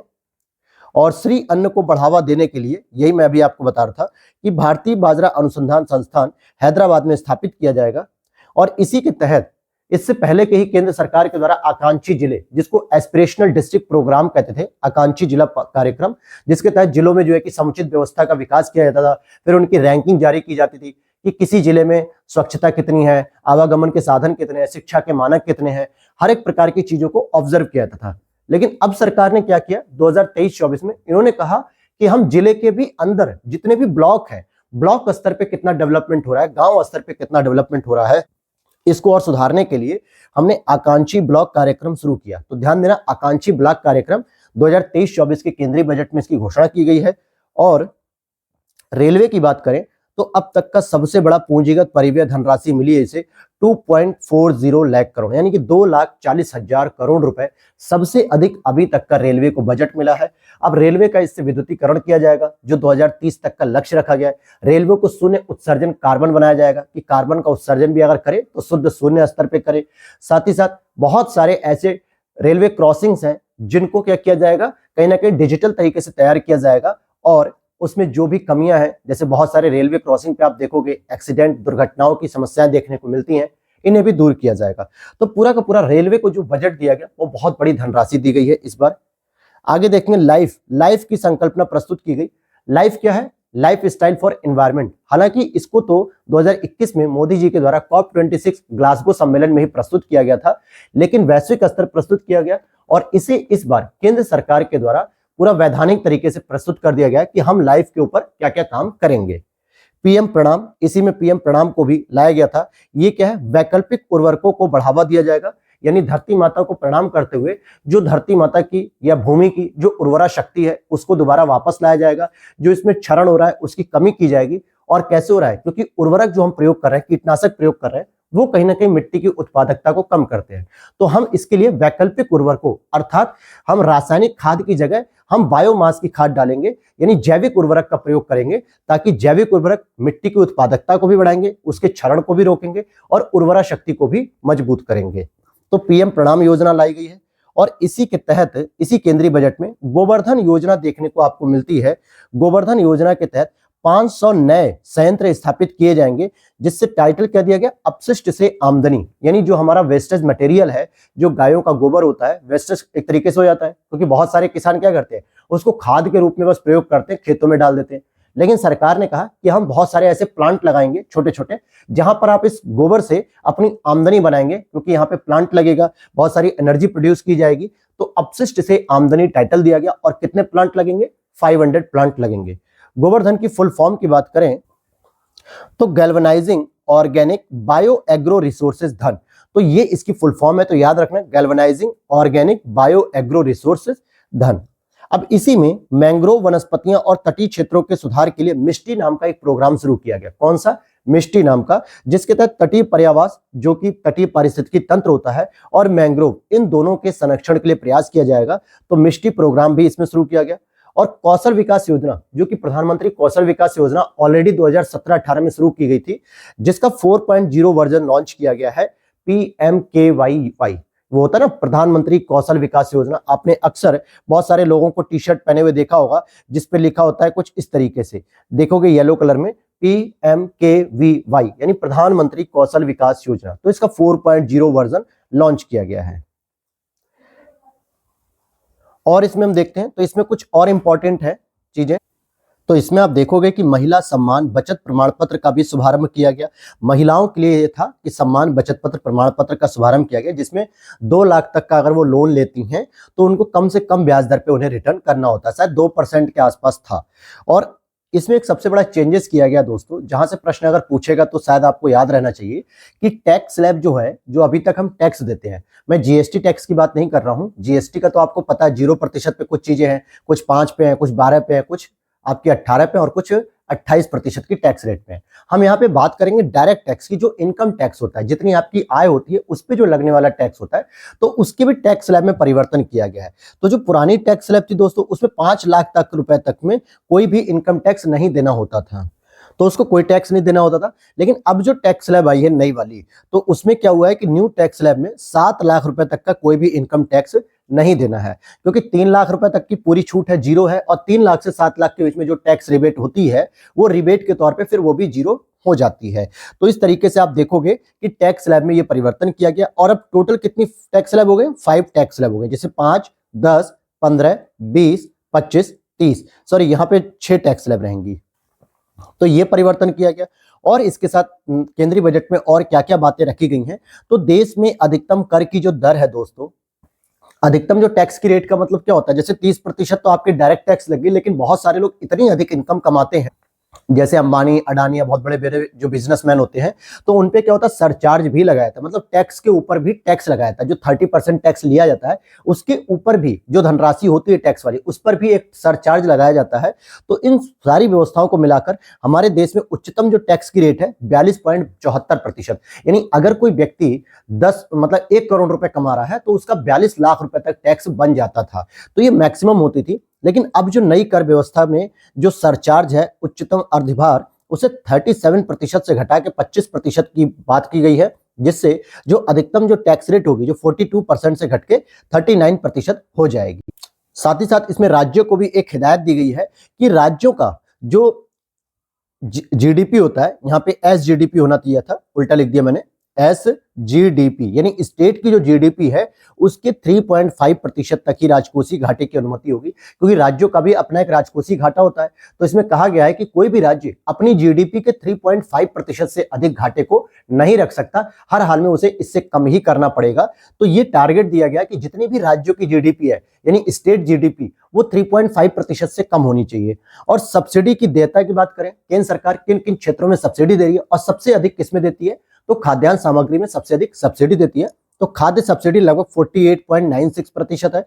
उर्वरक सब्सिडी, क्योंकि खाद्य के पैदावार में उर्वरक की बहुत महत्वपूर्ण भूमिका है, किसान जो है कि उर्वरक डालता है, चाहे वो डाई हो, अमोनिया हो या फिर आपका यूरिया हो, इन सभी के लिए सब्सिडी चाहिए किसान को, तो 43.4%। तो अगर आप देखोगे इन दोनों को ही अगर मिला दिया जाए तो लगभग 92% जो है कि सब्सिडी इसी में जाती है भारत सरकार की। और फिर तीसरी होती है ब्याज की सब्सिडी, जैसे बहुत सारे जो टैक्स वगैरह होते हैं या लोन वगैरह होते हैं तो उसमें जो ब्याज हम देते हैं या सरकार देती है तो उसमें भी सब्सिडी दी जाती है 6.84%। तो अगर आपसे पूछा जाए कि सबसे अधिक सब्सिडी केंद्र सरकार के द्वारा किस क्षेत्र में दी जा रही है, तो खाद्य सब्सिडी दी जाती है। दूसरे नंबर पे आपकी उर्वरक सब्सिडी आती है। हेलो, हो गए तैयार? Good morning. सीता चली राम खोजने ना, अब मिल जाए ना मिले तो हमें बता देना।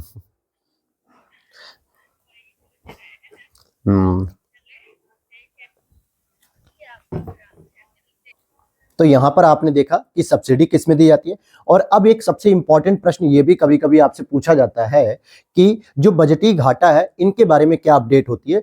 तो देखिए 3 प्रकार के हमें घाटों को याद रखना होता है, एक होता है राजस्व घाटा, और एक होता है राजकोषीय घाटा, एक होता है प्राथमिक घाटा। तो तीनों घाटों को 2022-23 में कितना था और 2023-24 में क्या टारगेट रखा गया है, स्पेशली आपको 2023-24 का तो बिल्कुल याद रहना चाहिए।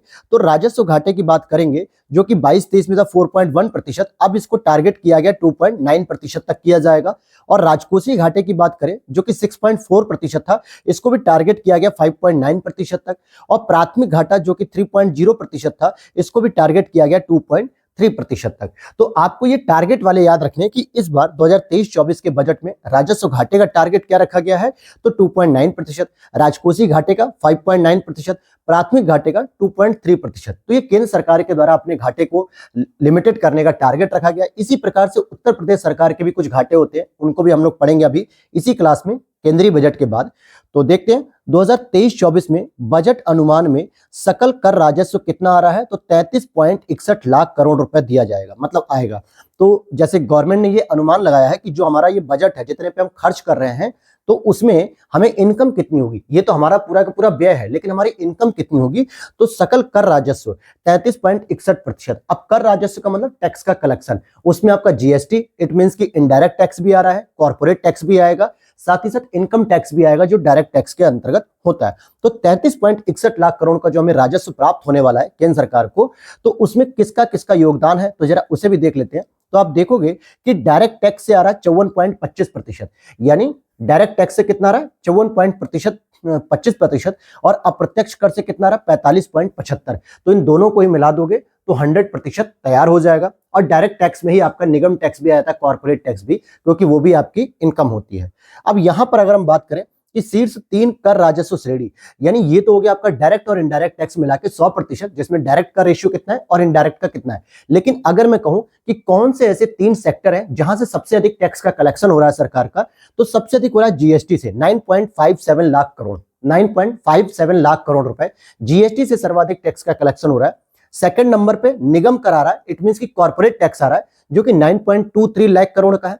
और थर्ड नंबर पे आपका इनकम टैक्स आ रहा है, 9.01 लाख करोड़ रुपए का टैक्स कलेक्शन हो रहा है। अब इसी में कुछ हम योजनाओं को भी देखेंगे कि प्रमुख योजनाओं का आवंटन, जैसे पिछली बार भी प्रश्न आपको मैचिंग के लिए दिया गया था कि किस योजना में कौन सी धनराशि खर्च की जा रही है, तो 4 यहाँ पे प्रमुख मैंने योजनाओं को लिखा है कि सबसे अधिक इस बार जो टारगेट किया गया था कि पीएम आवास योजना, जो गरीबों को आवास दिए जा रहे हैं, वर्ष लगातार सरकार प्रयास कर रही है और कई सारे गरीबों को आवास मिले भी हैं। 2.5 लाख रुपए जिसके लिए धनराशि दी जाती थी 3 किस्तों में, कि वो लोग भी अपना घर बना ले ताकि सबको आवास मिल सके, जो कि उनका मूलभूत अधिकार है। हम लोग कहते हैं रोटी कपड़ा मकान, तो मकान तो मिलना चाहिए कम से कम।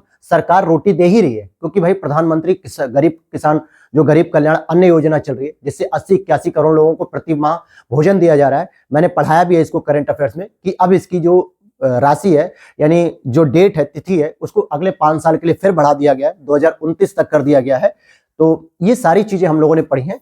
तो यहाँ पर पीएम आवास योजना सबसे अधिक धनराशि इसी में खर्च की गई है 79,590। इट मींस की 79,590 करोड़ रुपए की धनराशि सबसे अधिक इसमें खर्च की गई। दूसरे नंबर पे जल जीवन मिशन में 70,000 करोड़, और तीसरे और चौथे पर आप पीएम किसान योजना और मनरेगा अधिनियम को रख सकते हो, क्योंकि इसमें समान धनराशि खर्च की गई 60,000 करोड़ की। तो ये तो था आपका केंद्रीय बजट, और इससे मिलते जुलती जो और भी इंफॉर्मेशन है जिसको हम लोग इकोनॉमिक सर्वे में पढ़ते हैं, आर्थिक समीक्षा जो गत वर्ष की है। तो आर्थिक समीक्षा 2022-23 को भी अगर हम कवर करें तो 31 जनवरी बजट के प्रस्तुत होने से एक दिन पहले निर्मला सीतारमण जी के द्वारा प्रस्तुत किया गया, जिसमें आप देखोगे कि कुछ इन्होंने फसल के प्रोडक्शन के बारे में कुछ राज्यों की श्रेणी बताई है। जैसे चावल का सबसे अधिक उत्पादन होता है हमारे वेस्ट बंगाल में, और दूसरे नंबर पे हमारा यूपी आता है। गेहूं का सबसे अधिक उत्पादन सबसे पहले यूपी में होता है, दूसरे नंबर पे आपका एमपी है, और इन दोनों ही श्रेणियों में पंजाब थर्ड नंबर पे आता है। मक्के की बात करेंगे तो पहले नंबर पे कर्नाटक, दूसरे पे एमपी, तीसरे पे महाराष्ट्र है। मोटे अनाज में तो सबसे पहले कर्नाटक है, दूसरे पे राजस्थान और थर्ड पे महाराष्ट्र। कुल खाद्यान्न में हमारा यूपी पहले पे, एमपी सेकंड पर है और पंजाब थर्ड पे है। तो कुल खाद्यान्न और कुल गेहूं की बात अगर करें तो दोनों में ही सेम आंकड़े हैं, पहले दूसरे तीसरे नंबर पे सेम आंकड़े हैं। मूंगफली की बात करेंगे तो गुजरात सबसे अधिक, फिर राजस्थान, फिर तमिलनाडु। रैपसीड और सरसों ये एक साथ पड़ते हैं, तो राजस्थान में सर्वाधिक, फिर एमपी में, फिर हरियाणा। सोयाबीन की बात करेंगे तो महाराष्ट्र, एमपी, राजस्थान। गन्ने की बात करेंगे तो यूपी सबसे अधिक, सेकंड नंबर पे महाराष्ट्र और तीसरे नंबर पे कर्नाटक। कपास की बात करें तो सबसे अधिक गुजरात में होता है, फिर महाराष्ट्र में, फिर तेलंगाना में। और इसमें देखें तो जूट की बात करेंगे तो वेस्ट बंगाल, असम, बिहार में। कुल तिलहन की बात करेंगे तो राजस्थान, एमपी, गुजरात। तो ये पूरा का पूरा प्रोडक्शन है इसका। तो कुल तिलहन कितना हो रहा है? राजस्थान, एमपी, गुजरात। और जूट कितना हो रहा है? वेस्ट बंगाल, असम और बिहार। तो ये आपके कुछ आंकड़े थे, और इससे संबंधित हम चीजें देखेंगे कि सबसे अधिक हमारे यहाँ जो आयात किया गया, जैसे हम लोग चाहे सर्विस को आयात कर रहे हो या फिर हम किसी प्रकार की वस्तु को आयात कर रहे हो, तो हम कुछ आयात भी करते हैं और कुछ निर्यात भी करते हैं। इसीलिए हमारी जो अर्थव्यवस्था है वो खुली इकोनॉमी कहलाती है, ओपन इकोनॉमी, जब हम किसी देश से आयात और निर्यात करते हैं। तो आयात में देखेंगे कि सर्वाधिक हमने आयात कहां से किया है दोस्तों? चीन से किया है। और दूसरे नंबर पे हमने सबसे अधिक आयात किया है यूएई से, संयुक्त अरब अमीरात से। और तीसरे नंबर पे हमने आयात किया है यूएसए से। और निर्यात में क्या करना है? इसी क्रम को बदल देना है, फर्स्ट को थर्ड पे और थर्ड को फर्स्ट पे कर देना है। तो हमने सबसे अधिक निर्यात किया यूएसए में, और सेकंड नंबर पे यूएई में, और थर्ड नंबर पे चाइना में। तो हम कह सकते हैं आयात और निर्यात की जो श्रेणी है उसमें सेकंड नंबर पे यूएई है, और यूएसए और चाइना ही ऊपर से नीचे बस बदल रहे हैं। यूएसए ही एक ऐसा देश है हमारे साथ, भारत के साथ, जो कि क्या है, व्यापार घाटे में रहता है, क्योंकि भारत सबसे अधिक वहां पे निर्यात करता है, आयात कम करता है। अब आते हैं हम यूपी बजट पे। यूपी बजट से संबंधित कुछ इंपॉर्टेंट फैक्ट है, जो कि प्रश्न अगर पूछने की संभावना रहेगी तो पूछेगा, नहीं तो आपके यूपी पीसीएस में जरूर पूछेगा, लेकिन वो लेटेस्ट बजट होगा उससे पूछेगा। तो यहां देखें 22 फरवरी 2023 को वित्त मंत्री सुरेश खन्ना जी के द्वारा प्रस्तुत किया गया, और कितने करोड़ का धनराशि था? तो 6,90,242.43 करोड़ रुपए की धनराशि थी, जिसको इन शॉर्ट 6.90 लाख करोड़ रुपए भी कहा जाएगा। की पॉइंट्स क्या होंगे इसमें? तो देश की जीडीपी में, भारत की जीडीपी में यूपी का योगदान जो है वो 8% है।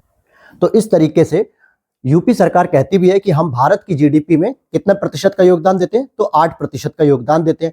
और देश का सबसे बड़ा उपभोक्ता और श्रम बाजार है। भाई उपभोक्ता तो बिल्कुल रहेगा, क्यों? क्योंकि भारत में सबसे अधिक जनसंख्या वाला जो राज्य है वो हमारा उत्तर प्रदेश है, लगभग 24 करोड़ की जनसंख्या है। ऐसा बजट में खुद सुरेश खन्ना जी ने क्लेम किया है कि 24 करोड़ जनसंख्या के लिए हम ये पूरा बजट लेकर आए हैं।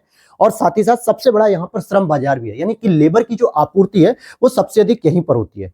अच्छा, राज्य की जीडीपी की अगर हम बात करें तो 16.8% की इसमें वृद्धि दर्ज की गई है पिछले वर्ष की अपेक्षा। ये इसकी टोटल जीडीपी नहीं है कि हमेशा इसकी जीडीपी इतनी रहती है, बल्कि पिछले वर्ष जितनी भी रही होगी उसमें 16.8% की वृद्धि दर्ज की गई, जो कि पूरे देश में सबसे अधिक वृद्धि मानी जाती है। 2023-24 में अगर हम देखें तो स्टेट की जो जीडीपी है वो 19% तक अनुमानित है। कितनी है? 2023-24 में जो जीडीपी होगी राज्य की वो कितनी होगी? 19% तक बताई जा रही है। 2017 से पहले जो बेरोजगारी की दर थी यूपी में वो 14.4% है। तो केंद्र सरकार, यूपी सरकार के द्वारा ये क्लेम किया जा रहा है कि अब ये बेरोजगारी दर घट के कितनी हो गई? 4.2%। तो कितनी हो गई बेरोजगारी दर? 4.2% हो गई। फरवरी 2023 में लखनऊ में यूपी ग्लोबल इन्वेस्टर समिट की गई थी। लखनऊ में यूपी ग्लोबल इन्वेस्टर समिट की गई थी फरवरी 2023 में। और डीबीटी के मामले में कि जो डीबीटी है जिसके माध्यम से लोगों को जो है कि प्रॉफिट किया गया है, यानी लोगों को जो है कि डायरेक्ट जो है कि प्रत्यक्ष हस्तांतरण किया जा रहा है, उसमें यूपी प्रथम नंबर पे। यूपी क्या है? प्रथम नंबर पे है। आगे देखते हैं, इसी तरीके से अटल पेंशन योजना के तहत पंजीकरण कराने में भी यूपी प्रथम नंबर पे रहा है। तो ये कुछ आंकड़े थे जिसकी वजह से हम बता सकते हैं कि यूपी में कौन कौन सी चीज पहले नंबर पे है। और भी अभी है, ध्यान देना कि सुदूर गांवों और कस्बों को जोड़ने के लिए आजीविका ग्रामीण एक्सप्रेस की भी शुरुआत की गई है। तो अगर आपसे पूछा जाए कि आजीविका ग्रामीण एक्सप्रेस किस राज्य सरकार की योजना है, किस राज्य सरकार ने अपने बजट में प्रस्तुत किया, तो आपको कहना है उत्तर प्रदेश के द्वारा। और उत्तर प्रदेश में ही द मिलियन फार्मर्स स्कूल का आयोजन किया गया है। जो किसान हैं उनको जो है कि स्कूलों से जोड़ा जाएगा ताकि उन्हें किसानों के बारे में, किसानी के बारे में, खेती के बारे में कुछ जानकारी दी जाएगी। इसके लिए द मिलियन फार्मर्स स्कूल का आयोजन किया गया है। कुशीनगर की बात करें तो कुशीनगर में महात्मा बुद्ध कृषि एवं प्रौद्योगिकी विश्वविद्यालय की स्थापना की जा रही है। और इसी तरीके का एक कृषि विश्वविद्यालय आपके मेरठ में भी है। उसका क्या नाम है, कमेंट सेक्शन में आप लोग बताइएगा। और साथ ही साथ तीन आपके राज्य विश्वविद्यालयों को अनुमति दी गई है और 4 प्राइवेट यूनिवर्सिटी को अनुमति दी गई है ओपन करने के लिए। तो 3 में आपकी जो 2 इंपॉर्टेंट है, मां विंध्यवासिनी राज्य विश्वविद्यालय जो कि मिर्जापुर में स्टैब्लिश किया जाएगा।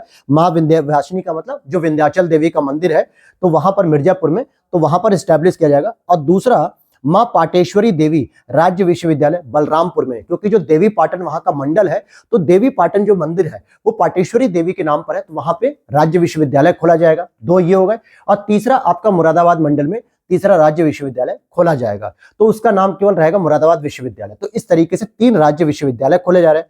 अब यहां पर जो ISFR रिपोर्ट आई थी 2021 की, इंडियन स्टेट फॉरेस्ट रिपोर्ट के बारे में, तो उसमें कहा गया कि यूपी में जो वनावरण और वृक्षावरण है, टोटल हमारे यहाँ जो वनावरण वृक्षावरण है, वो यूपी के क्षेत्रफल का कितना है? 9.23% है। तो यूपी के क्षेत्रफल का कितना है? 9.23%। और जिसको 2030 तक हम 15% तक करने का लक्ष्य रखते हैं। तो बजट में यह भी कहा गया कि हमारा जो वनावरण क्षेत्र है वो कितना 9.23% है पूरे यूपी के क्षेत्रफल का। अब यूपी का क्षेत्रफल कितना है? मैंने यूपी स्पेशल की जो MCQ सीरीज चला रहा हूं PYQ की, जिसकी 3 क्लास हो चुकी है, आज 4थी क्लास आएगी, तो उसमें पहले ही लेक्चर में मैंने ये डिटेल से बताया। तो अगर अभी तक आप लोगों ने उसे भी फॉलो नहीं किया है तो उसे भी फॉलो कर लीजिए। प्लेलिस्ट में आप जाएंगे, वहां पर आपको मिलेगा यूपी स्पेशल PYQ सीरीज, तो वहां पर सारी क्लासेस उसकी आपको मिल जाएंगी। तो ये तो थी जानकारी आपकी। और जरा ये भी फोकस कर लीजिएगा कि 29 नवंबर 2023 को यूपी सरकार के द्वारा 2023-24 हेतु अनुपूरक अनुदान की मांग प्रस्तुत की गई है। और वो कितनी मांग थी? तो 28,760.67 करोड़ रुपए की अनुपूरक अनुदान मांग थी। राज्य सरकार का जो बजट घाटा है वो कितना है? तो बजट घाटे में ओनली हमने राजकोषीय घाटे को लिखा है, 22-23 में था 3.97, जिसको अब टारगेट किया गया है 3.48। और आपको मैंने बताया था कि केंद्र सरकार ने हमें क्या टारगेट दिया है। केंद्र सरकार ने कहा है कि प्रत्येक राज्य को अपनी GDP के 3.50 से अधिक का राजकोषीय घाटा नहीं करना है। वहीं स्टैंड अप इंडिया प्रोग्राम, जो स्टैंड अप इंडिया योजना है, उसमें यूपी का कौन सा स्थान है? प्रथम स्थान। प्रधानमंत्री जनधन खाते में भी ओपन करने में सर्वाधिक खाता कहां पे यूपी में खोला गया है? तो इस तरीके से आपने देखा कि अटल पेंशन योजना के तहत यूपी प्रथम है, स्टैंड अप इंडिया में प्रथम है, डीबीटी के मामले में प्रथम है, प्रधानमंत्री जनधन खाते में भी जो है कि प्रथम है। तो ये 4-5 श्रेणियां हैं जहां पे सरकार की योजनाओं में यूपी ने अपना प्रथम स्थान पे प्रदर्शन हासिल किया है। तो ये कुछ हो गया आपका यूपी और केंद्र सरकार का जो बजट है। अब हम चलते हैं इकोनॉमिक्स के कुछ और इंपॉर्टेंट टॉपिक को लेकर, जिसको आज ही हम अपने इकोनॉमिक्स की क्लास में कंप्लीट करेंगे। तो अगर ये वीडियो अच्छी लग रही हो आपको तो प्लीज लाइक कर देना दोस्तों। साथ ही साथ अगर चैनल पर पहली बार हो तो प्लीज चैनल को सब्सक्राइब जरूर कर लेना और हमारी फैमिली का हिस्सा बनिए। साथ ही साथ यहाँ पे आपको RO से संबंधित सारी इन्फॉर्मेशन मिलेगी और साथ ही यूपी PCS प्रीलिम्स 2024 और मेंस के बारे में पूरी डिटेल यहाँ पर इन्फॉर्मेशन मिलेगी, ताकि आपकी तैयारी और बेहतर हो सके। और अगर आप इसकी PDF को परचेस करना चाहते हैं, जो कि मैंने हैंड रिटन नोट्स तैयार किए हैं करंट अफेयर्स के, ई दृष्टि और साथ ही साथ घटना सार के, तो उसकी PDF को आप हमारे व्हाट्सएप नंबर पे दिए गए व्हाट्सएप नंबर पे मैसेज करके आप प्राप्त कर सकते हैं। व्हाट्सएप नंबर वीडियो के नीचे आप मोर सेक्शन में क्लिक करोगे तो वहां पर व्हाट्सएप नंबर दिखेगा, उस पर आप मैसेज करिए, वहां पे सारी इन्फॉर्मेशन मिलेगी, पेमेंट सिस्टम मिलेगा, वहां से आप बहुत ही जेन्युइन प्राइस में आप इसे परचेस कर सकते हो। और इसका प्रिंट आउट निकाल कर आप अगर बार बार रिवीजन करते रहोगे या फिर साथ में क्लास करोगे तो बहुत अच्छा रिजल्ट आएगा कि आपको करंट अफेयर से कोई भी सेगमेंट बाहर नहीं जाएगा। तो चलिए शुरू करते हैं अपने टॉपिक को दोबारा।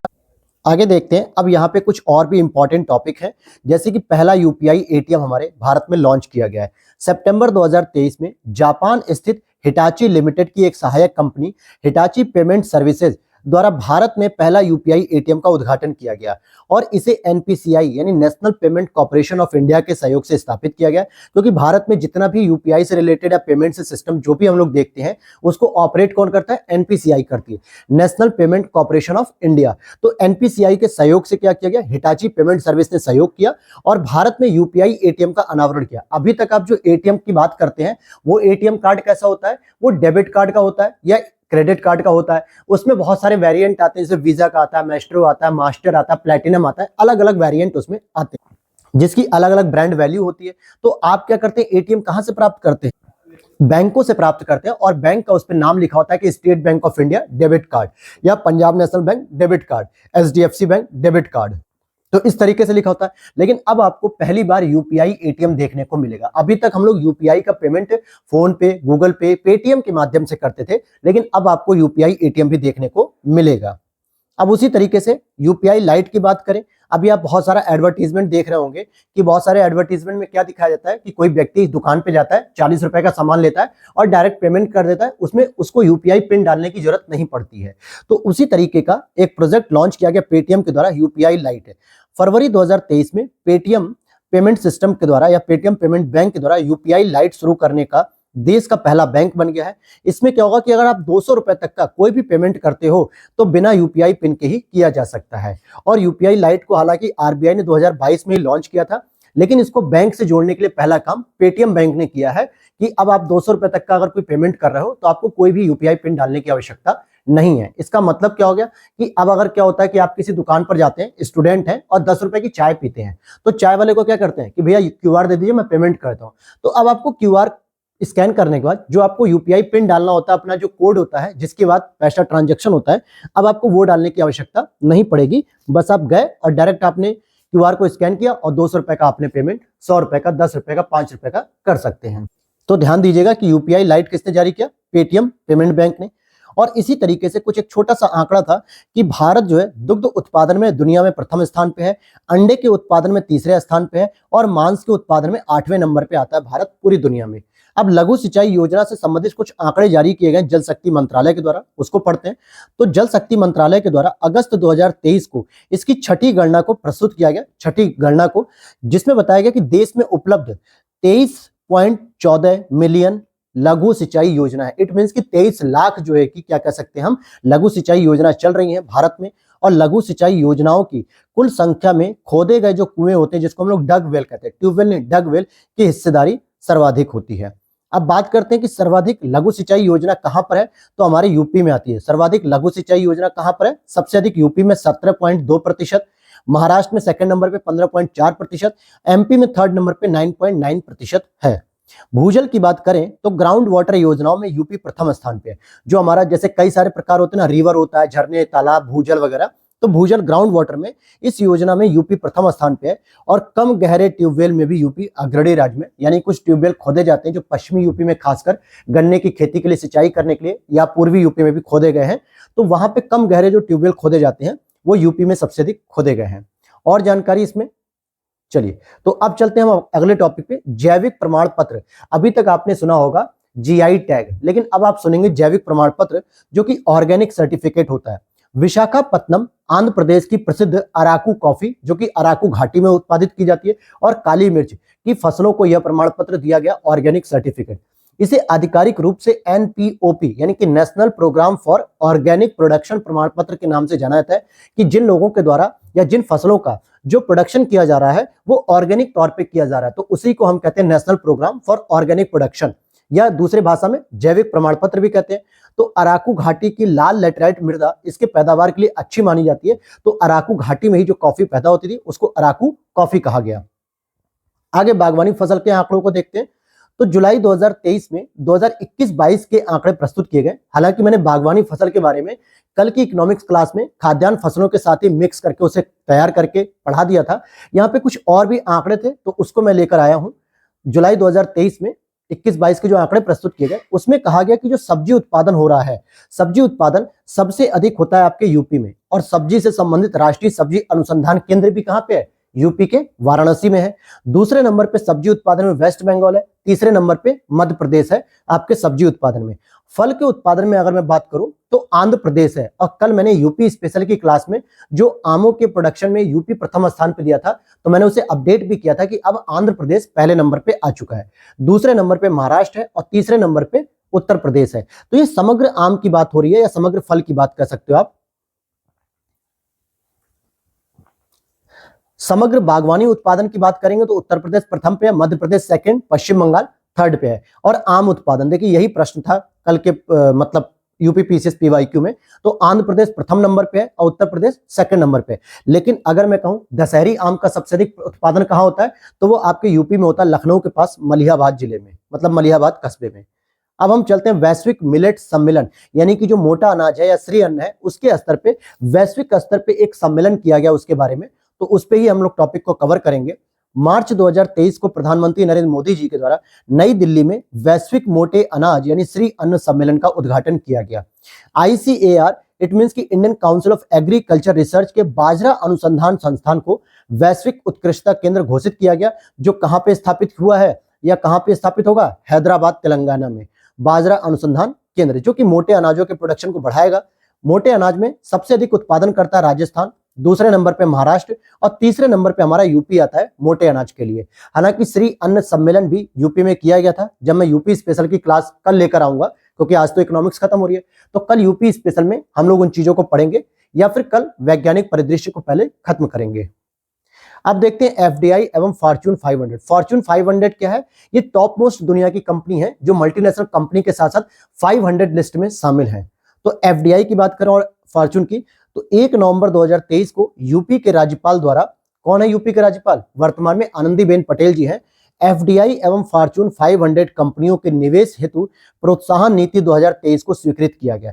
तो यूपी ने एक पॉलिसी तैयार की है, एफडीआई को किसी भी तरीके से हम आकर्षित करें, और एफडीआई भी कहां से मिले? जो दुनिया की टॉप मोस्ट 500 कंपनियां जिसको फॉर्च्यून 500 कहते हैं, उनसे एफडीआई हमारे यूपी में आना चाहिए, जिससे अधिक से अधिक हम रोजगार को क्रिएट कर सकेंगे, अधिक से अधिक निवेश आएगा तो अधिक से अधिक हम इंफ्रास्ट्रक्चर को तैयार कर पाएंगे। तो ये एफडीआई फॉर्च्यून एक साथ मिला के यूपी सरकार की योजना है, जिसमें देखा जाए और अदर चीजों को, तो वर्तमान ease of doing business ranking में यूपी हमारा दूसरे नंबर पे है, क्योंकि बिजनेस करने की जो आवश्यक दशाएं हैं, अवसंरचना, परिवहन, रॉ मटेरियल, भूमि, लैंड एक्वायर्ड, ये सारी पॉलिसी हमारे यहाँ बेहतर होती जा रही है, जिससे हम वैश्विक स्तर की कंपनियों को अधिक से अधिक अपनी ओर आकर्षित करें और एफडीआई का निवेश आना चाहिए। और एफडीआई आकर्षित करने में यूपी हमारा 11वें नंबर पे है। सबसे नंबर 1 पे कौन होता है? गुजरात, महाराष्ट्र, तमिलनाडु, आंध्र प्रदेश, ऐसे राज्य जहां पर उत्पादन करने और औद्योगिक इकाइयों को स्थापित करने की कुछ आदर्श दशाएं हैं। इस वजह से मल्टीनेशनल कंपनी बहुत सारा प्रोडक्शन यहीं पर करती है, तो यूपी में भी प्रोडक्शन होता है, लेकिन यूपी 11वें नंबर पे आता है एफडीआई को आकर्षित करने के लिए। अब चलते हैं आगे। यूपी फार्मास्यूटिकल 2023 से संबंधित अनुच्छेद 162 के अंतर्गत शक्तियों का प्रयोग करते हुए राज्यपाल के द्वारा 4 अगस्त 2023 को एक अधिसूचना जारी की गई, और उस अधिसूचना के तहत क्या नाम रखा गया उसका? उत्तर प्रदेश फार्मास्यूटिकल एवं चिकित्सा उपकरण उद्योग नीति 2023। और ये किसको रिप्लेस करेगी? 2018 की नीति को रिप्लेस करेगी, क्योंकि हर 5 साल पे इसको बदला जाता है। तो अब ये 2023 से 8 जून 2023 से 5 वर्षों के लिए रहेगी, अर्थात 2028 तक के लिए रहेगी। और इससे पहले 2018 की नीति थी, जिसको 5 साल बाद 2023 में बदला जा रहा है। भारतीय फार्मास्यूटिकल की बात करें तो भारतीय फार्मास्यूटिकल बाजार मात्रा के आधार पर तीसरे नंबर पे आता है वैश्विक स्तर पे, और मूल्य के आधार पर 14वें नंबर पे आता है वैश्विक स्तर पे। तो ये बस यहीं पे एक फार्मास्यूटिकल से रिलेटेड जानकारी थी, जो मैंने एक ही जगह कवर कर दी थी कि यूपी सरकार के द्वारा अभी हाल ही में फार्मास्यूटिकल उद्योग नीति का बजट लाया गया, या यूं कहें कि विधेयक लाया गया। और भारत सरकार की बात करें तो भारतीय फार्मास्यूटिकल बाजार वैश्विक स्तर पे 3rd नंबर पे मात्रा में, यानी प्रोडक्शन कितना अधिक करता है, लेकिन उसकी वैल्यू की बात करें तो 14वें नंबर पे आता है। और भारत विश्व में चिकित्सा सामग्री का 12वां सबसे बड़ा निर्यातक है, यानी कि दुनिया में सबसे अधिक निर्यात करने की श्रेणी में 12वें नंबर पे आता है। फिर चाहे वो इक्विपमेंट्स हो, या ऑपरेशन के इक्विपमेंट्स हो, या मेडिकल की सर्जरी की दवाई हो, या किसी प्रकार की जेनरिक दवाइयां हो, तो पूरी की पूरी चिकित्सीय सामग्री 12वें नंबर पे आती है भारत की दुनिया में। आगे देखते हैं इंडिया टूरिज्म डाटा इसकी बात कर लेते हैं। तो इंडिया टूरिज्म डाटा जो है वो क्या कहता है, जुलाई 2023 में पर्यटन मंत्रालय के द्वारा इसे जारी किया गया। 2022 में विदेशी पर्यटक संख्या 6.1 मिलियन रही है, जो कि 305% की वृद्धि, क्योंकि 2021 में कोविड-19 था, कोविड का समय चल रहा था, उस समय केवल 1 मिलियन के आसपास लोग ही जो है कि भारत में विदेशी पर्यटक के तौर पर आए, जब कोरोना की वेव थोड़ी थोड़ी कम हुई थी। लेकिन 2022 में जब कोरोना पूरी तरीके से चला गया तो बहुत अधिक मात्रा में भारत में विदेशी पर्यटक आए, 6.9 मिलियन, जो कि 305% की वृद्धि को दर्शाता है। अच्छा, अब यहां पर बात आती है कि विदेशी पर्यटक अगर भारत आए तो सबसे अधिक उन्होंने कहां पर गए।